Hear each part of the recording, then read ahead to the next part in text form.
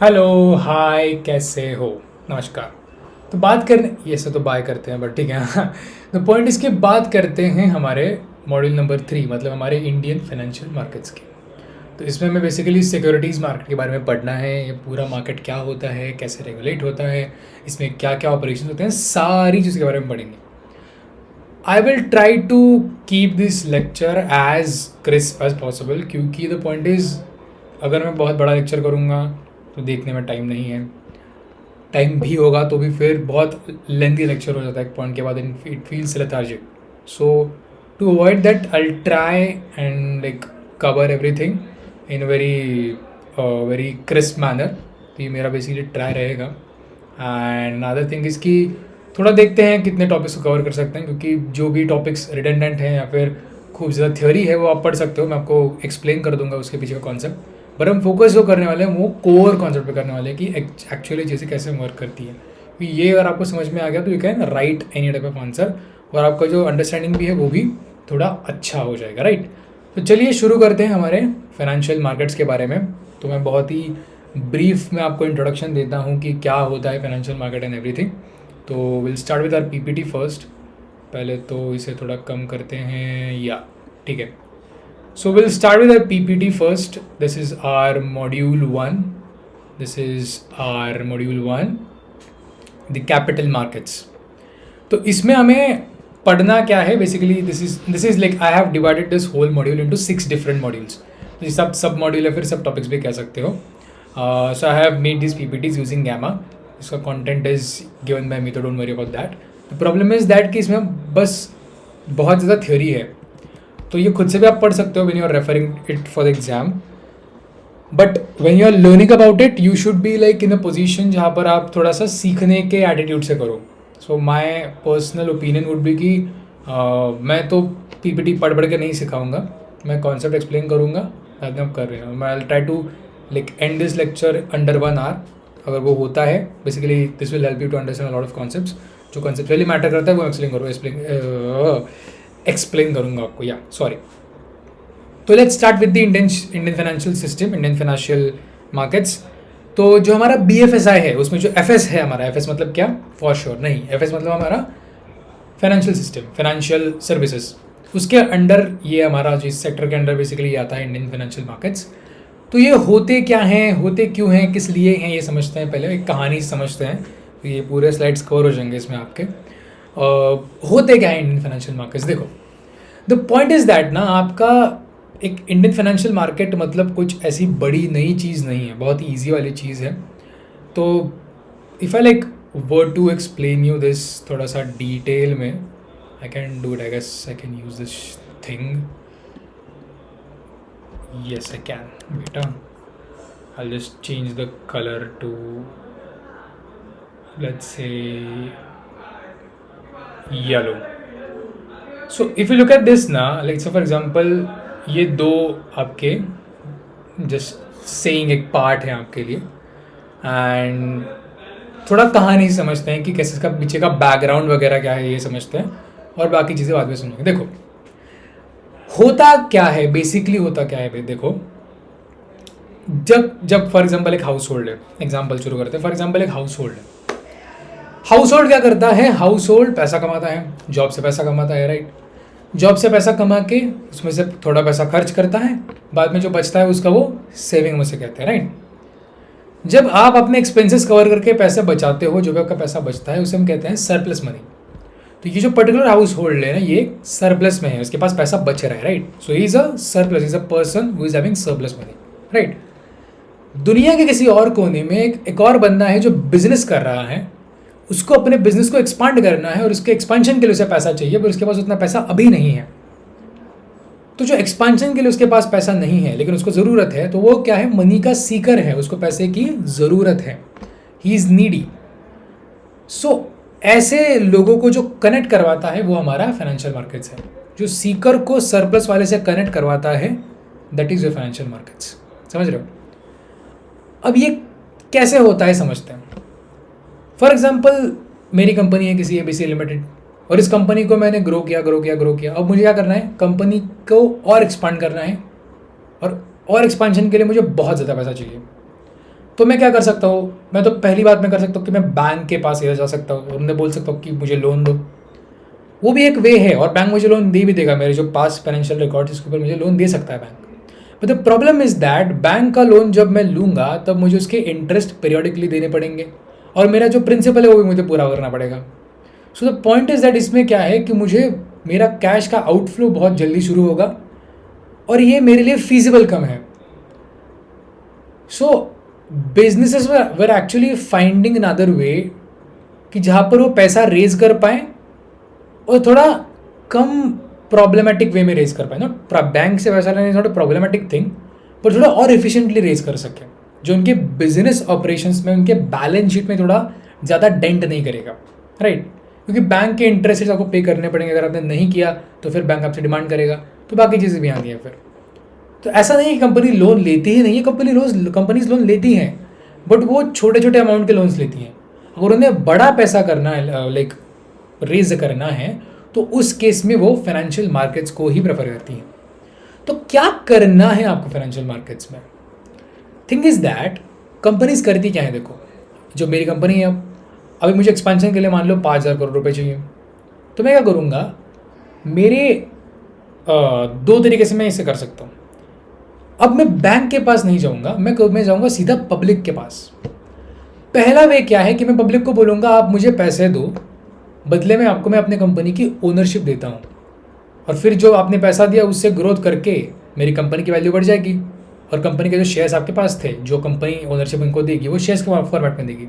Share is the unit of ownership, एक unit of ownership is 1 share. तो मान लो सबको मैंने शेयर्स बांट दिए, मेरी ओनरशिप बांट दी, जब मेरी कंपनी ग्रो करेगी मेरे शेयर की वैल्यू, मेरे मार्केट कैपिटलाइजेशन बढ़ेगा, मेरा शेयर का वैल्यू बढ़ेगा, क्यों? मेरी कंपनी अच्छा कर रही है। और जब वो बढ़ेगा, मेरे रेवेन्यूज़ बढ़ रहे हैं, जब वो बढ़ेगा तब जो शेयर्स मेरे इन्वेस्टर के पास थे, जिन्होंने मुझे पैसा दिया उन्हें मैं इन्वेस्टर्स बोलूँगा, जो पैसे मेरे इन्वेस्टर्स के पास थे वो भी बढ़ेगा, तो उनका भी प्रॉफिट है, मेरा भी प्रॉफिट है, तो हम लोग साथ में ग्रो कर रहे हैं। जो मेरी कंपनी प्रॉफिट्स कमाएगी उसमें से मैं थोड़ा पैसा उन्हें भी दूंगा, जो प्रॉफिट का शेयर है मैं उन्हें भी दूंगा, मेरे दूसरे ओनर्स को भी दूंगा, तो ये मेरा डिविडेंड हो गया, तो उनके लिए डिविडेंड का भी इनकम हो गया, जो शेयर में अप्रिसिएशन मिल रहा है वो भी इनकम हो गया, तो उनका पैसा उनका भी ग्रो कर रहा है, मैं भी ग्रो कर रहा हूँ। तो ये जो वे है ना फाइनेंशियल मार्केट्स को यूज़ करने का, लाइक जहाँ पर मैं कंपनी की ओनरशिप बांट रहा हूँ, this is called equity trading वाला है, फिर इक्विटी शेयर्स वाला भी, जहाँ पर मैं कैपिटल रेज कर रहा हूँ यूजिंग, ये बेसिकली कैपिटल मार्केट्स के अंदर आता है, जहाँ पर आप शेयर का एक्सचेंज कर रहे हो। एक और क्या वे है, एक और वे है कि मैं जैसे मैं बैंक से लोन ले रहा था वैसे ही मैं पब्लिक से लोन लूँगा। मतलब क्या, उनको बोलूँगा कि आप मुझे एक फिक्स अमाउंट दे दो, बदले में मैं आपको रिसीप्ट दूंगा और मैं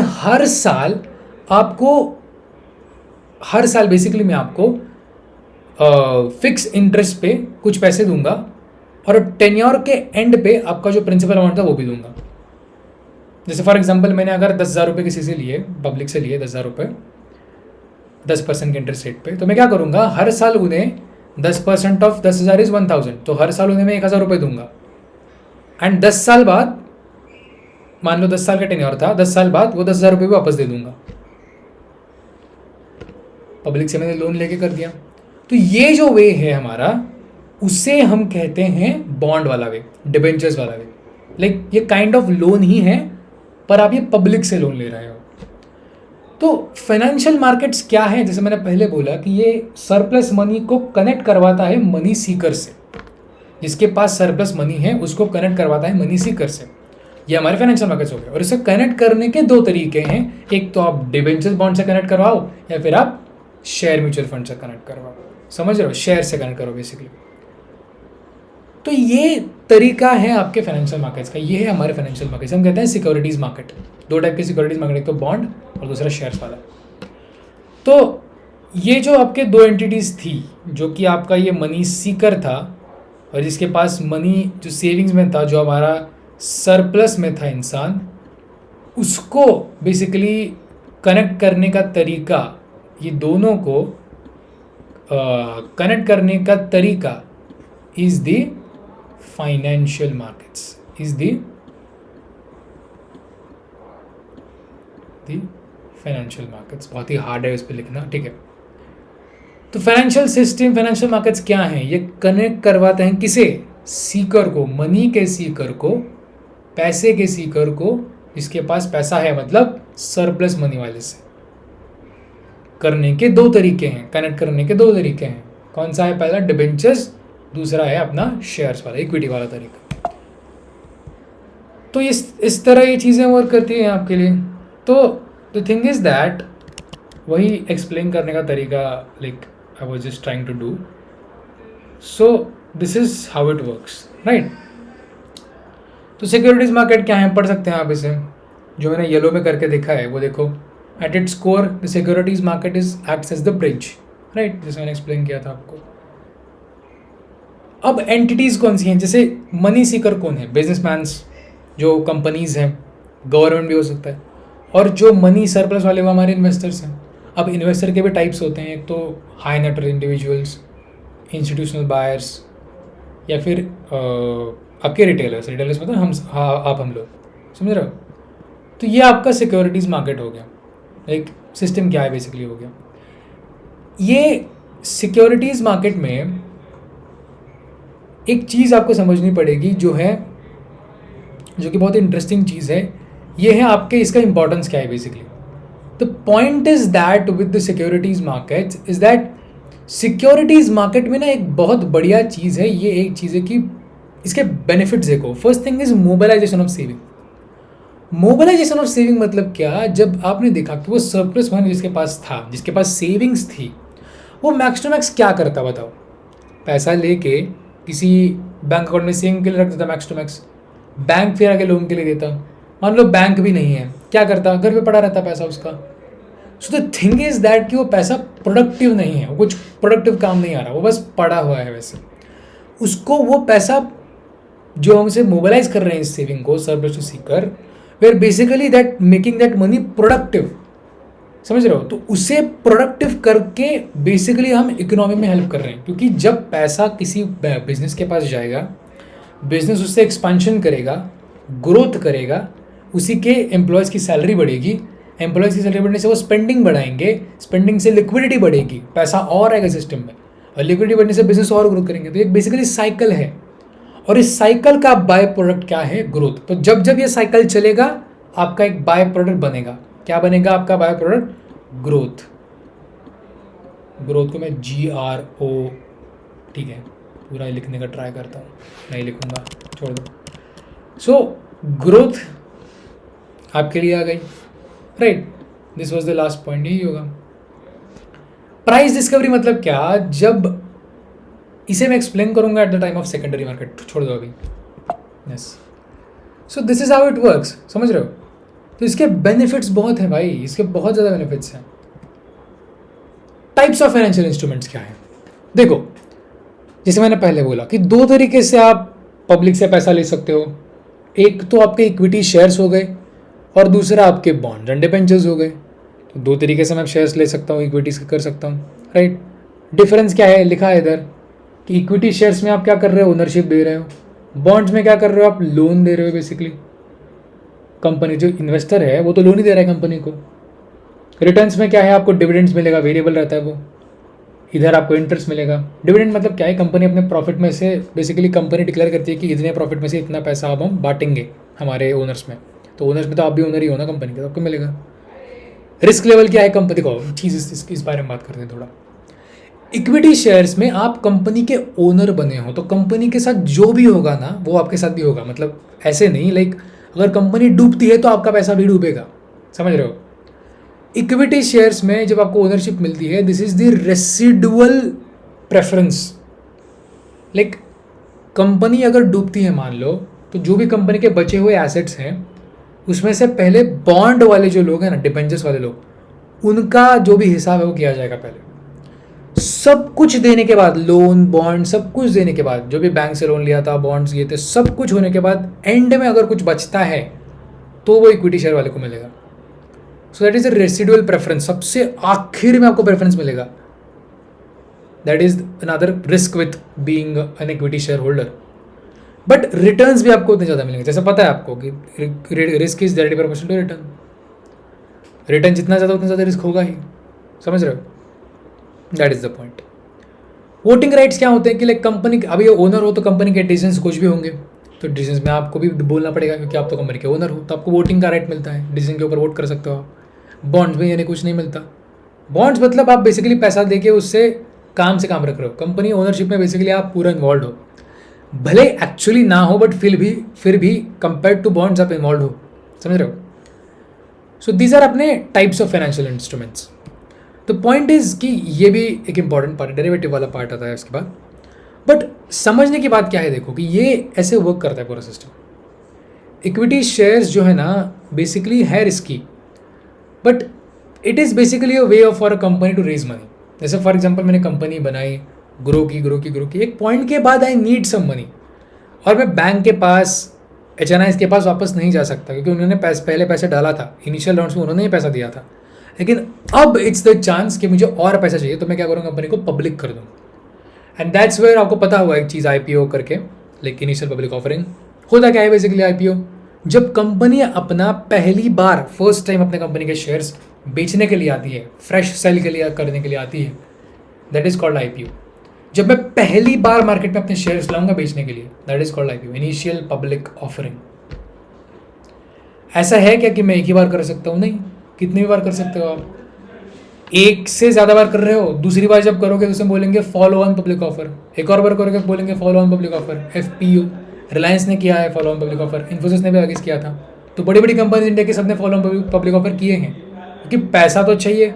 और बिजनेस का जब आपको एक सिग्निफिकेंट एक सब्सटेंटिव ग्रोथ करना होता है, सब्सटैंशियल ग्रोथ के लिए यू नीड सब्सटैंशियल मनी, और वो कैसे लाओगे? इसी तरीके से। सो फाइनेंशियल मार्केट्स ने बेसिकली बिजनेस के ग्रोथ और उनके साइकिल्स को बहुत ज़्यादा फास्ट किया, you can see that, right. Derivatives क्या है, थोड़ा ऑफ टॉपिक है, बट समझते हैं डेरिवेटिव्स क्या होते हैं। उससे पहले एक पेज समझाता हूँ, फिर डेरिवेटिव्स की तरफ जाते हैं। ये जो मार्केट का पूरा सिस्टम चलता है ना हमारा, तो स्टॉक मार्केट हो गया, बॉन्ड मार्केट हो गया, इसके लिए ना इंटरमीडिएट्स लगेंगी। जैसे फॉर एग्जांपल मैं शेयर बाय कर रहा हूँ, मेरा बैंक अकाउंट में पैसा होना चाहिए ना, मेरे पैसे कहाँ होंगे? बैंक अकाउंट में होंगे। वहाँ से मैं पैसे को उठाऊंगा, इधर लाऊंगा, मेरे कोई जीरो का यूज़ कर रहा हूँ, मैं ग्रो यूज़ कर रहा हूँ, उधर पैसे को लाऊंगा। तो बैंक अकाउंट एक इंटरमीडियरी हो गया, बैंक अकाउंट एक मेरा इंटरमीडियरी हो गया, सही है। बैंक अकाउंट एक मेरा इंटरमीडियरी हो गया, एक मिनट, बैंक अकाउंट एक मेरा इंटरमीडियरी हो गया। उसके बाद ब्रोकर का, जीरोधा ग्रो का जो मैं ऐप यूज़ कर रहा हूँ, that is my another intermediary. मान लो मैं म्यूचुअल फंड्स के थ्रू इन्वेस्ट कर रहा हूँ, मेरे को डायरेक्ट शेयर नहीं बाय करना, मेरे को ग्रुप में बाय करना है, समझ रहे हो। मतलब फॉर एग्जांपल मेरे को इन्वेस्ट करना है किसी स्टॉक में, फॉर एग्जांपल मेरे को मार्केट की समझ नहीं है, तो मैं क्या करूँगा, मेरे पैसे किसी और को दूंगा, फंड मैनेजर को दूंगा। तो फंड मैनेजर क्या करेगा, ऐसे सारे लोगों के पैसे एक साथ इकट्ठा करेगा और एक साथ इन्वेस्ट करेगा, और जो प्रॉफिट होगा वो प्रोपोर्शनली बांट देगा, that is a mutual funds. ये एक और इंटरमीडियरी हो गए। डिपॉजिटरीज करूँगा मैं, फॉर एग्जाम्पल देखो डिपॉजिटरीज क्या होता है, जब आप शेयर को बाय करते हो, शेयर को कहीं तो रखना पड़ेगा ना, रखने के लिए यू हैव NSDL CDSL, आपके दो डिपॉजिटरीज, स्टैंडर्ड डिपॉजिटरीज, या क्या करते हैं, डिपॉजिटरीज फैसिलिटीज़ देते हैं। आपके CCI क्लियरिंग कॉरपोरेशंस, जो आपके सेटलमेंट्स देखता है कि भाई शेयर का जो बाय सेल हुआ था एक्सचेंज पे, वो सेटल हो या नहीं हुआ, ये सेकेंडरीज मार्केट के ऑपरेशंस में आता है, आपको सीखना है बाद में। मर्चेंट ब्रोकर्स, ये क्या होता है मर्चेंट ब्रोकर्स? देखो, जब कोई कंपनी IPO प्लान करती है ना, IPO के प्लानिंग के टाइम पे आपको अपनी कंपनी का वैल्यूएशन दिखाना पड़ता है। आप कंपनी का IPO बेसिकली पूरा प्रोसेस है बड़ा वाला, लाइक आपको वैल्यूएशन फिक्स करना है, शेयर प्राइस फिक्स करना है, IPO को लाना है, उसका प्रमोशन करना है, इन्वेस्टर्स को एक्सप्लेन करना है कितना अच्छा IPO है। ये जो काम है ना आपका मर्चेंट ब्रोकर करता है। इसे अमेरिका में हम लोग इन्वेस्टर बैंकर बोलते हैं, इधर हम इसे मर्चेंट ब्रोकर कहते हैं। तो ये आपके लिए पूरा सिस्टम हो गया। द पॉइंट इज दैट, ये तो एक और चीज़ हो गई, ये हो गया आपका rules of investors everything. The point is if you look at the investment and speculations, अब ये थोड़ा डेरिवेटिव वाला पार्ट थोड़ा अलग है इनसे, थोड़ा इंट्रोडक्शन का पार्ट है, इसलिए मैं एक्सप्लेन कर रहा हूँ। देखो डेरिवेटिव्स क्या होते हैं, जब आप किसी शेयर को बाय करते हो, अगर आपके पास एक सिग्निफिकेंट अमाउंट ऑफ पोर्टफोलियो है किसी कंपनी का, you want to secure your portfolio somewhat, right. Like for example मेरे पास अगर 10 लाख के टाटा मोटर्स के शेयर हैं, और कल टाटा मोटर्स का रिजल्ट है बाय द वे, और मुझे पता है कि कंपनी अच्छी है, इस बार का रिजल्ट भले अच्छा बुरा हो, कंपनी अच्छी है, और मुझे मेरे पोर्टफोलियो के डाउन साइड प्रोटेक्ट करनी है। डाउन साइड मतलब उसका जो वैल्यू कम होगा ना, उसका अगर रिजल्ट खराब आता है थोड़ा, तो शेयर गिरेगा।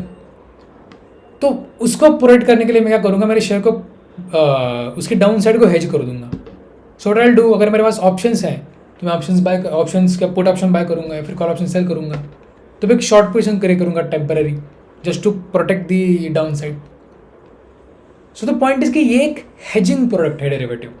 डेरिवेटिव्स का मेन मीनिंग क्या है कि ये एक अंडरलाइंग एसेट को फॉलो करते हैं और इनका प्राइस मूवमेंट किसी अंडरलाइंग एसेट के बेसिस पे होता है। So the point of derivatives is कि हमें इसे हेजिंग के लिए यूज करना है, राइट।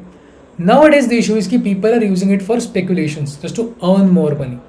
और डेरिवेटिव्स अगर आपको एक्चुअली पढ़ना है डेरिवेटिव्स की प्राइसिंग कैसे होती है, there are ample amount of courses available on internet. If you want to actually follow a course, you can go for NPTEL का कोर्स ऑन इंटरनेट। NPTEL का एक कोर्स आता है प्रोबेबिलिस्टिक फाइनेंस का, उस कोर्स को जाके एक बार देख लो, समझ में आएगा आपको कि कितना डिटेल में फाइनेंस है उसका, फट जाएगी देख के आपकी। तो डेरिवेटिव्स कोई स्पेकुलेशन नहीं है, ये एक हेजिंग प्रोडक्ट है, तो उसको समझना इंपॉर्टेंट है आपको, राइट। और यही स्लाइड ये बता रही है आपको, तो एक्सप्लेनेशन दे रहा है कि भाई 4 टाइप्स ऑफ डेरिवेटिव्स होते हैं, फ्यूचर्स, ऑप्शंस, फॉरवर्ड, स्वैप्स। वो ठीक है, ये क्या है वो समझो, उसका एक्चुअल यूज़ क्या है मैं एक्सप्लेन कर रहा हूँ। इसे पढ़ के तो लिख सकते हो एग्जाम में। आज मैं बहुत ही फंबल कर रहा हूँ, सॉरी गाइस। या so this is what derivatives is. I don't no मेरे लैंग्वेज को क्या हो गया, I just can't speak Hindi today. या सो इन्वेस्टमेंट वर्सेस स्पेकुलेशन की बात करते हैं अब। इन्वेस्टमेंट वर्सेस स्पेकुलेशन क्या है? जैसे मैंने बोला कि इन्वेस्टमेंट जो है आपका वो एक स्पेसिफिक माइंड में रहता है, राइट। इन्वेस्टमेंट मतलब आप लॉन्ग टर्म की बात कर रहे हो, आपने बिजनेस को एनालाइज किया है, उसकी लॉन्ग टर्म ग्रोथ को आप प्रोजेक्ट कर रहे हो, तो ये एक शांति से किया हुआ काम है इन्वेस्टमेंट। स्पेकुलेशन मतलब कल तक क्या होगा, परसों तक क्या होगा, एक हफ्ते में क्या होगा, दैट इज योर स्पेकुलेशंस। उसमें भी स्किल चाहिए, टेक्निकल एनालिसिस अच्छा चाहिए, टाइमिंग चाहिए and all, but it is completely different from investment. हम जो सीख रहे हैं इन फाइनेंशियल मार्केट्स वो इन्वेस्टमेंट के पर्सपेक्टिव से सीखेंगे, नॉट ट्रेडिंग के पर्सपेक्टिव से। बट आपको नॉलेज होना चाहिए। ऑब्वियसली देयर आर कंसेप्ट जो आपको स्पेकुलेशन का आइडिया भी देंगी, but it is recommended to stay in the market for longer term if you want to get a return, right. अगर आपको रिटर्न्स चाहिए, चांसेस ऑफ रिटर्न्स अच्छे चाहिए, तो you should stay in market for longer terms, right. तो उसकी भी कोई गारंटी नहीं कि रिटर्न मिलेगा नहीं मिलेगा। शेयर मार्केट या फिर जो इंडियन फाइनेंशियल मार्केट्स है ये रिस्की गेम है, क्योंकि ये कंपनीज से डायरेक्टली इन्वॉल्व है और कंपनीज डूब भी सकती हैं, बढ़ भी सकती हैं, क्योंकि बैंकरप्सी कंपनी में नॉर्मल है, वो हो सकता है कंपनी में, it's a business, it's a risk, right. तो दैट्स अ पॉइंट। इसके पीछे इधर नीचे लिखा है इसका डिफरेंस क्या होता है, knoll you can actually want read, you can read. मैंने बता तो दिया है आपको। ऑब्जेक्टिव ऑफ इन्वेस्टमेंट क्या होता है? Stable and consistent returns. Speculation क्या है? Quick profits from price movements. तो ये सारी चीज़ें। स्पेकुलेशन खराब है क्या? नहीं, लेकिन स्पेकुलेशन ही एक ही चीज़ है क्या मार्केट में? बिल्कुल नहीं। करना है इन्फॉर्मेटिवली कीजिए, और उसमें लॉस भी हो सकता है। ये बहुत सारे डिस्क्लेमर से लोग बताते हैं। ये by the way educational video है, यहाँ पर कोई रिकमेंडेशन में नहीं कर रहा किसी स्टॉक का। अगर मैंने नाम लिया है, it's only for educational purpose. Don't consider that as a buying investment, buy और sell any type of advice. समझ रहे हो? I am not a registered research analyst, SEBI research analyst, so don't go for any advice. मैं advice दे ही नहीं रहा, इसलिए मैं डिस्क्लेमर बता रहा हूँ, राइट। तो ये था हमारा मॉड्यूल 1। बेसिकली हमने ओवरव्यू लिया हमें पढ़ना क्या है। अब नेक्स्ट मॉड्यूल में हम लोग आने वाली बातें करेंगे, थोड़ा सा डिटेल में देखेंगे चीज़ों को और थोड़ा क्विकली देखेंगे।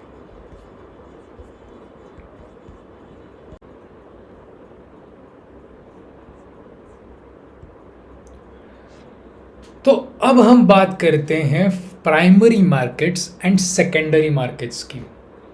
इसे ना 5 मिनट में एक्सप्लेन करूंगा, ठीक से सुनना। देखो क्या होते हैं प्राइमरी मार्केट्स, क्या होते हैं सेकेंडरी मार्केट्स।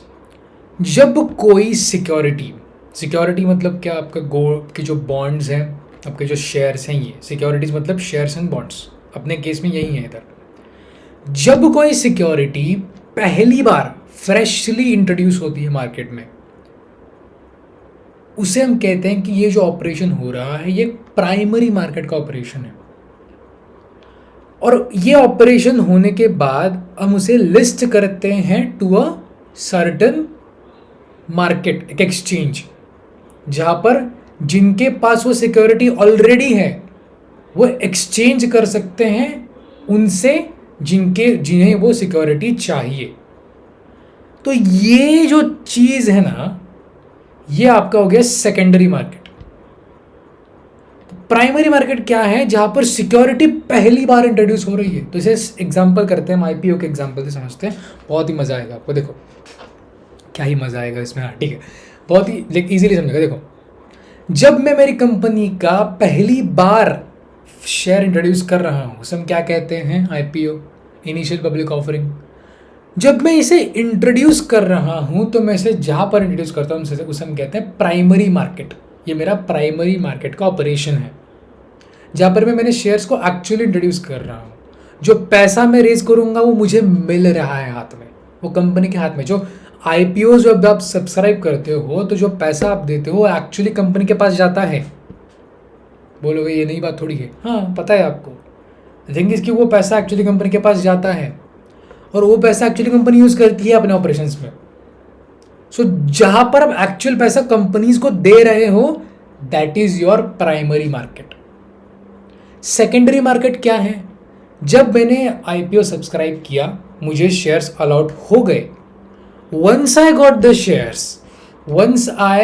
शेयर्स, मैं उन शेयर्स को, जब मुझे शेयर्स मिल गए तब मैं उन शेयर को बेच रहा हूँ टू समवन जिसको वो चाहिए। तो मैं भी एक इंडिविजुअल हूँ, वो भी एक इंडिविजुअल है, तो मैं इसे शेयर दे रहा हूँ। यहाँ पर कंपनी है क्या बीच में? कहीं नहीं, कंपनी का बस शेयर ट्रेड हो रहा है। That is your secondary market. अब इधर शेयर की जगह आप कोई भी वर्ड डाल दो, बॉन्ड्स डाल दो, डिबेंचर्स डाल दो, म्यूचुअल फंड्स के यूनिट्स डाल दो, ETF डाल दो, कुछ भी डाल दो, ये आपका सेकेंडरी मार्केट का ऑपरेशन हो गया। तो डिफरेंस समझ में आ गया क्या होता है प्राइमरी मार्केट और क्या होता है सेकेंडरी मार्केट। यहाँ पर लिखा है क्या होता है, आप पढ़ सकते हो इफ यू वांट। ये डायग्राम अच्छा है, देख लो। सारे नोट्स डिस्क्रिप्शन में अवेलेबल हैं, जाके डाउनलोड करो। समझ रहे हो? हाँ, डाउनलोड करो। Primary market, raising fresh capital. Primary market का एडवांटेज क्या है? पैसा एक्चुअल कंपनी के पास गया तो कंपनी ने एक्चुअल उसे यूज़ किया, तो एक्चुअल ग्रोथ हुई कंपनी की और एक्चुअल इकोनॉमी में ग्रोथ हुई। सेकेंडरी मार्केट का क्या है? वो एक्चुअल इकोनॉमी की ग्रोथ को नहीं हेल्प करता। सेकेंडरी मार्केट तो क्या है, वो तो खेल रहे हो आप बेसिकली। जिसके पास शेयर था उसको लग रहा है नहीं आज बेच देता हूँ, बस हो गया, किसी और को दे दिया। तो उधर क्या है कि वो जो क्या कैसे कह सकते हैं कि आप बासी प्रोडक्ट, स्टेल प्रोडक्ट है ना आपका, उसका ट्रेडिंग हो रहा है, फ्रेश नहीं है वो इकोनॉमी में कंट्रीब्यूट करता है क्या? करता है, इनडायरेक्टली करता है। क्या है, जब वो कंपनी अच्छा करती है तो उसके शेयर की डिमांड बढ़ जाती है, तो लोग उस शेयर को बहुत ज़्यादा बाय करने लगते हैं। जब उसे वो बहुत ज़्यादा बाय करते हैं तो उसकी डिमांड बढ़ने के कारण उसकी प्राइस बढ़ जाती है। And the thing is, company की जो एक्सचेंज पे वैल्यू है उसे ही हम कंपनी की बेंचमार्क वैल्यू कंसिडर करते हैं। उसी के बेसिस पे उसका मार्केट कैपिटलाइजेशन फिक्स होता है ऑलमोस्ट। तो ये होने के कारण क्या होता है कि जब कंपनी सेकेंडरी मार्केट में ट्रेड कर रही है, अगर उसका प्राइस उधर बढ़ गया due to demand and all, तो उसका मार्केट कैप इंक्रीज करेगा। तो वो इनडायरेक्टली हेल्प करता है, बस सेकेंडरी मार्केट जो इनडायरेक्टली हेल्प करता है इकोनॉमी की ग्रोथ में। बट प्राइमरी मार्केट का रेलेवेंस इज एक्चुअली इंपॉर्टेंट। ये अपॉर्चुनिटी देता है इन्वेस्टमेंट के लिए, कैपिटल फॉर्मेशन करता है, ये एम्प्लॉयमेंट जनरेट करता है। समझ रहे हो? तो ये एम्प्लॉयमेंट कैसे जनरेट करता है? बिजनेस एक्सपांशन से। वो पैसा जो ले रही है कंपनी, रेज करे, क्या करेगी भाई? बिजनेस एक्सपांशन, सैलरीज बढ़ाएंगी बाद में, बिजनेस एक्सपांड करने के बाद नए जॉब्स आएंगे। समझ रहे हो? तो ये प्राइमरी मार्केट का फायदा है actually. Methods of issuing Indian securities. Initial public offering मैंने बता दिया था पहले, फ्रेशली शेयर्स को इंट्रोड्यूस करना, पहली बार करना। फॉलो ऑन पब्लिक ऑफर मतलब एक बार किया एक और बार करेंगे पैसा है और रेज, तो ये आपका हो गया FPO, follow on public offer.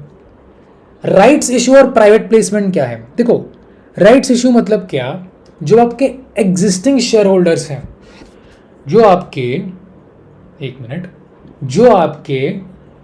Existing share holders हैं, जो आपके कलर येलो, हाँ, जो आपके एग्जिस्टिंग शेयर होल्डर्स हैं, उन लोगों के बेसिकली उनको मैं एक राइट दूंगा कि you can actually invest in this share again, और हम आपको कम प्राइस में। तो राइट इशू होता क्या है समझो। द थिंग इज दैट कि इधर लिखा हुआ पढ़ते हैं, पहले मैं एक्सप्लेन करता हूँ फिर आपको। देखो, existing shareholders are offered the right to buy additional shares at a price below the market value.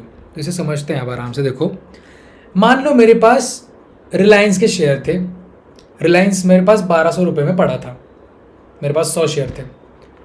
Company बोलेगी हम लोग राइट्स इशू ओपन कर रहे हैं, तो जो भी एग्जिस्टिंग शेयर होल्डर्स हैं उनको हम एक राइट देते हैं to buy more share of Reliance, more shares of Reliance at a price lesser than current market price. तो करंट मार्केट प्राइस रिलायंस की फॉर एग्जांपल 1300 रुपये है, तो हम बोलते हैं कि आपको 1250 रुपये में हम लोग शेयर देंगे, लेना है ले लो, आपके पास राइट है बाय करने का। This is exclusive to current shareholders, giving them a proportional opportunity to maintain their ownership stake. For example, a shareholder owning 100 shares may receive right to purchase 20 additional shares at a discounted price। तो मेरे पास 100 share थे, रिलायंस ने बोल दिया 1:5 का right issue करेंगे हम लोग, हर आपके 5 शेयर पे आपको एक शेयर मिलेगा, 5:1 या फिर 1:5 कह सकते हो, हर 5 शेयर पे आपको एक शेयर मिलेगा, तो 20 शेयर में और ले सकता हूँ यूजिंग दिस राइट्स इशू, और मेरे को करंट मार्केट प्राइस से कम में मिल रहा है, तो मेरे लिए बड़ी बात है, अच्छी बात है। प्राइवेट प्लेसमेंट क्या है? Securities are sold directly to selected institutional buyers such as banks, mutual funds, insurance companies and other institutions. ये क्या है कि जनरल पब्लिक छोड़ दो, सीधा बड़े पैसे वाले लोगों के पास जाओ, उनसे डील करो, उनसे पैसा रेज करो, तो ये आपकी प्राइवेट प्लेसमेंट हो गई, समझ रहे हो? तो इन सारे तरीके से आप पैसा रेज, कंपनीज पैसा रेज कर सकती है। ये प्राइमरी मार्केट के ऑपरेशंस हैं, ये हो सकते हैं। सेकेंडरी मार्केट में ऑपरेशंस के इतने ज़्यादा मेथड्स नहीं हैं, बट समझते हैं उनके बारे में भी। पार्टिसिपेंट्स कौन है प्राइमरी मार्केट में? एक तो इशूइंग कंपनी हो गई आपकी, इन्वेस्टर हो गया, मर्चेंट बैंकर्स, जैसे बोला था सारी चीज़ें वही अरेंज करवाता है। अंडर राइटर्स कौन होते हैं? वो लोग गारंटी देते हैं कि मान लो किसी ने अगर इन्वेस्ट नहीं किया आपके आईपीओ में ना, हम तो कर देंगे, हम गारंटी लेते हैं आपके आईपीओ की, हम तो इन्वेस्ट कर ही देंगे, किसी ने नहीं किया तो हम कर देंगे, तो ये आपका अंडर राइटर हो गया। रजिस्ट्रार क्या होता है? ये maintain detail records of the investor, कि भाई क्यों किसने इन्वेस्ट किया, ये एप्लीकेशंस को प्रोसेस करता है, अलॉटमेंट का काम देखता है, तो ये सारा मैनेजमेंट देखते हैं क्या करना है। तो आपका वैल्यूएशन कंपनी का डिसाइड करना, शेयर्स देखना, आईपीओ को प्रमोट करना, ये कौन करेगा? मर्चेंट बैंकर या फिर आपका इन्वेस्टमेंट बैंकर। अगर यूएस में हो तो इन्वेस्टमेंट बैंकर, इंडिया में हो तो मर्चेंट बैंकर। अंडरराइटर क्या करेगा? वो गारंटी देगा, वो काइंड ऑफ इंश्योरेंस है, भाई अगर आईपीओ फेल हो गया तो डोंट वरी, मैं बाय करूंगा आपके आईपीओ को। और फिर रजिस्ट्रार क्या है? सारे प्रोसेस को मेंटेन करता है कि भाई किसने आईपीओ में अप्लाई किया, किसको अलॉटमेंट देना है, किसको अलॉटमेंट मिल रहा है, सेटलमेंट का काम, ये सब कौन देखता है? रजिस्ट्रार। तो प्राइमरी मार्केट में ये सारे एंटिटीज़ हैं, आपको लिखना है एग्जाम में अगर आपसे पूछते हैं कि पार्टिसिपेंट्स कौन है प्राइमरी मार्केट में, समझ रहे हो? सेकेंडरी मार्केट्स क्या है? The place where securities live, ऐसा कहा गया है इस पीडीएफ के स्टार्ट में। एक्सप्लेन तो मैंने आपको वैसे भी किया है कि क्या होता है सेकेंडरी मार्केट। सेकेंडरी मार्केट में ये बात हमेशा ध्यान में रखना, सेकेंडरी मार्केट क्या है? इट्स बेसिकली आप जो भी सिक्योरिटी आपके पास, जैसे इनके पास भी सिक्योरिटीज़ का अलॉटमेंट उनको मिला है पहली बार इन्वेस्ट करने के बाद, मतलब प्राइमरी मार्केट्स में जो ऑपरेशन हुआ था उसके बाद जो सिक्योरिटीज़ अलॉट हुई हैं, उन सिक्योरिटीज़ को अगर आपको आगे किसी और को देना है, अगर आपका हो गया उसको आप अपने पास रख के आपको लगता है कि इसको बेच देना चाहिए आप, तो किसको बेचोगे? किसी और को ही बेचोगे। तो ये सब कहाँ करोगे? ये करोगे सेकेंडरी मार्केट में। सेकेंडरी मार्केट का मेन चीज़ क्या है? एक्सचेंजेस। ये एक्सचेंज कहाँ पे होगा? ये लेनी देनी कहाँ होगी? ये एक एक्सचेंज पे होगी। ओवर द काउंटर हो सकती है क्या? हो सकती है, अगर आप एक दूसरे को जानते हो तो ओवर द काउंटर करो, लेकिन फॉर्मली कहाँ पे होनी चाहिए? एक्सचेंज पे होनी चाहिए। उसके बारे में भी पढ़ेंगे, आराम से पढ़ेंगे, डोंट वरी। ऑलमोस्ट इतना ही कॉन्सेप्ट है, पर फिर भी अगर डिटेल में आता तो उसको समझाऊंगा ओवर द काउंटर और एक्सचेंज में क्या डिफरेंस है। चलो अभी बता देता हूँ। एक्सचेंज मतलब जैसे स्टॉक था, उसका आईपीओ आया, आपने इन्वेस्ट किया, आपको स्टॉक का अलॉटमेंट मिला, स्टॉक लिस्ट होता है 10 बजे ना, एनएससी में दिखता है, एनएससी या फिर बीएससी पर स्टॉक लिस्ट होता है। कई एक जगह वो जाते हैं, अगर आपने जी बिजनेस वगैरह चैनल देखे हैं, उधर वो लिस्टिंग 10 बजे होती है, बेल बजाते हैं वो लोग, रिंग बजाते हैं, रिंग बजाने के बाद वो ट्रेड होना शुरू होता है। तो वो जो ट्रेड हो रहा है वो क्या हो रहा है? कोई एक इंसान है, वो बाय कर रहा है शेयर को, उसको चाहिए वो शेयर क्योंकि उसको आईपीओ में नहीं मिला है, लेकिन उसको लगता है कंपनी अच्छी है। जिसको आईपीओ में मिला है क्योंकि वो प्रीमियम पे लिस्ट हुआ है, तो उसको लगता है कि चलो उसको बेच देता हूँ मैं। वो क्यों बेच रहा है शेयर को? क्योंकि उसका हो गया, उसको नहीं चाहिए शेयर अब। तो ये क्या है? बेसिकली प्राइमरी मार्केट के बाद का ऑपरेशन है। ये जो अब माल ऑलरेडी है सबके पास, वो बस एक दूसरे को दे रहे हैं। इसका मैक्स टू मैक्स इफेक्ट क्या पड़ता है कि शेयर की अगर डिमांड बढ़ गई, कब बढ़ेगी? जब कंपनी के रिजल्ट्स अच्छे आएंगे। शेयर की अगर डिमांड बढ़ गई तो उसका प्राइस बढ़ता है, समझ रहे हो? तो ये ना, ये बेसिकली हेल्प करता है, ये बेसिकली मार्केट के कैपिटलाइजेशन को, मार्केट कैप जो है ना उसको ही बस हैम्पर करेगा या फिर उसको ही अच्छा करेगा, समझ रहे हो? ये है आपका सेकेंडरी मार्केट। अब ये ना रिसेंट डेवलपमेंट हुआ था जिसमें सेबी ने कहा है कि जब शेयर लिस्ट हो रहा है, लिस्ट होने के दिन अगर आपको पता हो तो आईपीओ के बाद जब शेयर लिस्ट होता है तो वो प्रीमियम पे लिस्ट हो सकता है या फिर डिस्काउंट पे या फिर एट पार लिस्ट होता है। एक 50 रुपये अगर उसका इशू प्राइस था और वो अगर 70 रुपये पे लिस्ट हुआ मार्केट में, तो 20 रुपये बेसिकली उसका प्रीमियम पे लिस्टिंग हो गया। अगर वो 30 रुपये पे लिस्ट हुआ तो 20 रुपये डिस्काउंट पे हो गया, और 50 के 50 पे हो गया तो वो एट पार लिस्ट हो गया। ऐसा कहते हैं लोग, ऐसा ही होता है ऑब्वियसली। अगर वो देर वॉज अ पॉसिबिलिटी, अगर उसकी इतनी डिमांड है ना तो वो शेयर 150-200 पे भी लिस्ट हो सकता है, 4-5 गुना आईपीओ में हो सकता है लिस्ट।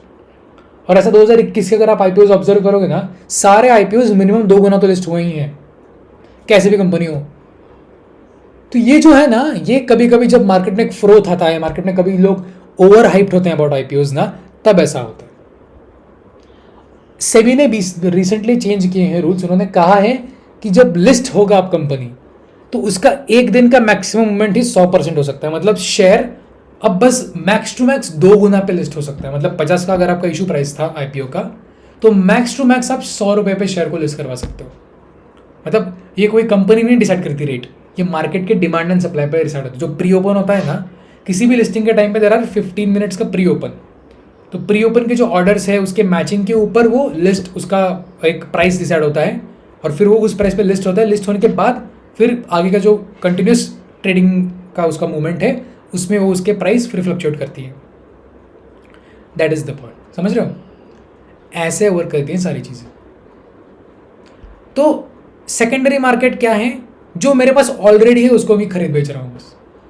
तो जब आप अकाउंट ओपन करते हो ज़ीरोधा में, गुरु में, वहाँ पर शेयर्स बाय करते हो, वो आप कंपनी से नहीं बाय कर रहे, वो किसी और से ही बाय कर रहे हो। आप किसी और का शेयर आप ले रहे हो बेसिकली, तो इसमें कुछ बुरा नहीं है ऑब्वियसली। जब आप शेयर किसी को अपना बेचते हो, आपके पास जो कंपनी के ओनरशिप का हक था, बेसिकली उस हक को आप उसे दे रहे हो, तो वो हक भी ट्रांसफर होता है उस पर्सन के पास।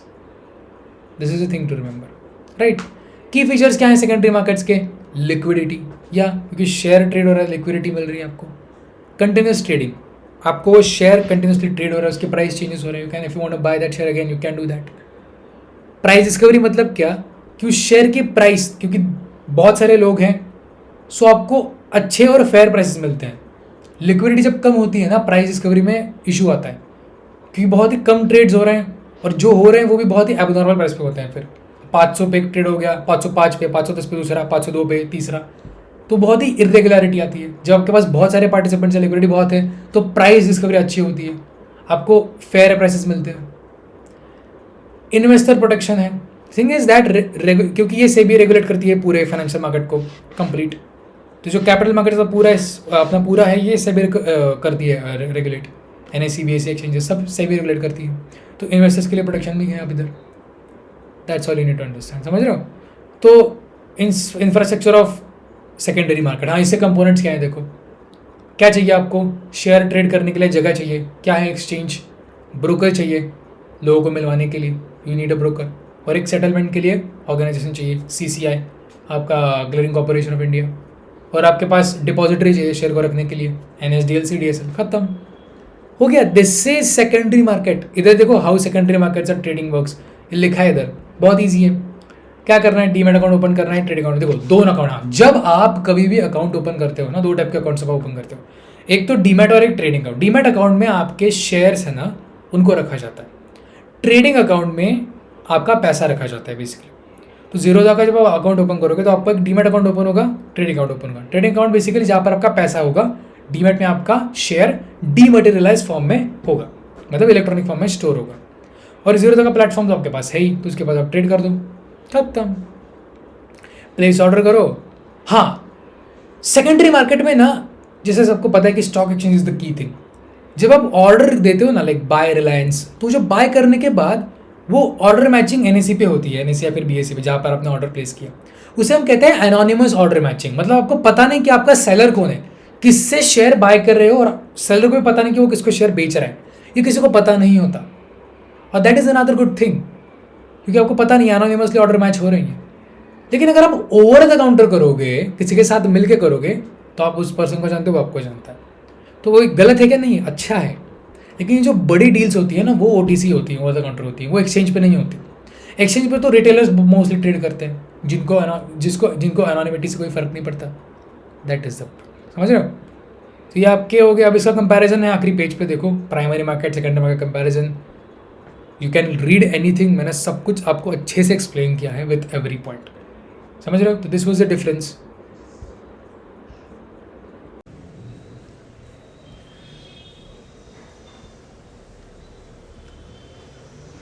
यस, तो कैसे हो सब? Hi, how are you? तीसरा मॉड्यूल को शुरू कर रहे हैं, तीसरा हमारा सब topic which is the stock exchanges. So मैंने लिटरली 2 दिन का ब्रेक लिया बीच में 2 वीडियो शूट करने के बाद। अब मैं आज ऑलमोस्ट सारे कंप्लीट कर ही दूंगा होपफुली। तो या, तो बात करते हैं स्टॉक एक्सचेंजेस की। हमारी कहानी में हम कहाँ थे पहले? देखो, हमने फाइनेंशियल मार्केट्स क्या है पढ़ा है, फिर उसमें बेसिकली कंपनीज किस तरह पैसे रेज कर सकती हैं उसके बारे में देखा हमने। तो कैश शेयर इक्विटी दे के कर सकती हैं, या फिर वो लोग अपने डिबेंचर जैसे डेब्ट सीधा पब्लिक से लोन लेकर कर सकती हैं। दोनों को मैंने एक्सप्लेन किया था आपके लिए। अब हम बात करने वाले हैं स्टॉक एक्सचेंजेस की। अब देखो, जैसे हमने कहा था कि प्राइमरी मार्केट होता है जहाँ पर पहले IPOs आते हैं, लोग IPO को सब्सक्राइब करते हैं, मतलब पैसे देते हैं IPO के लिए। अगर उनको अलॉटमेंट मिलता है तो उनको शेयर्स मिलते हैं, बदले में उनके पैसे कंपनी ले लेती है, बदले में उनको शेयर्स देती है कुछ। शेयर क्या होता है? शेयर एक कंपनी का बेसिक यूनिट ऑफ ओनरशिप है।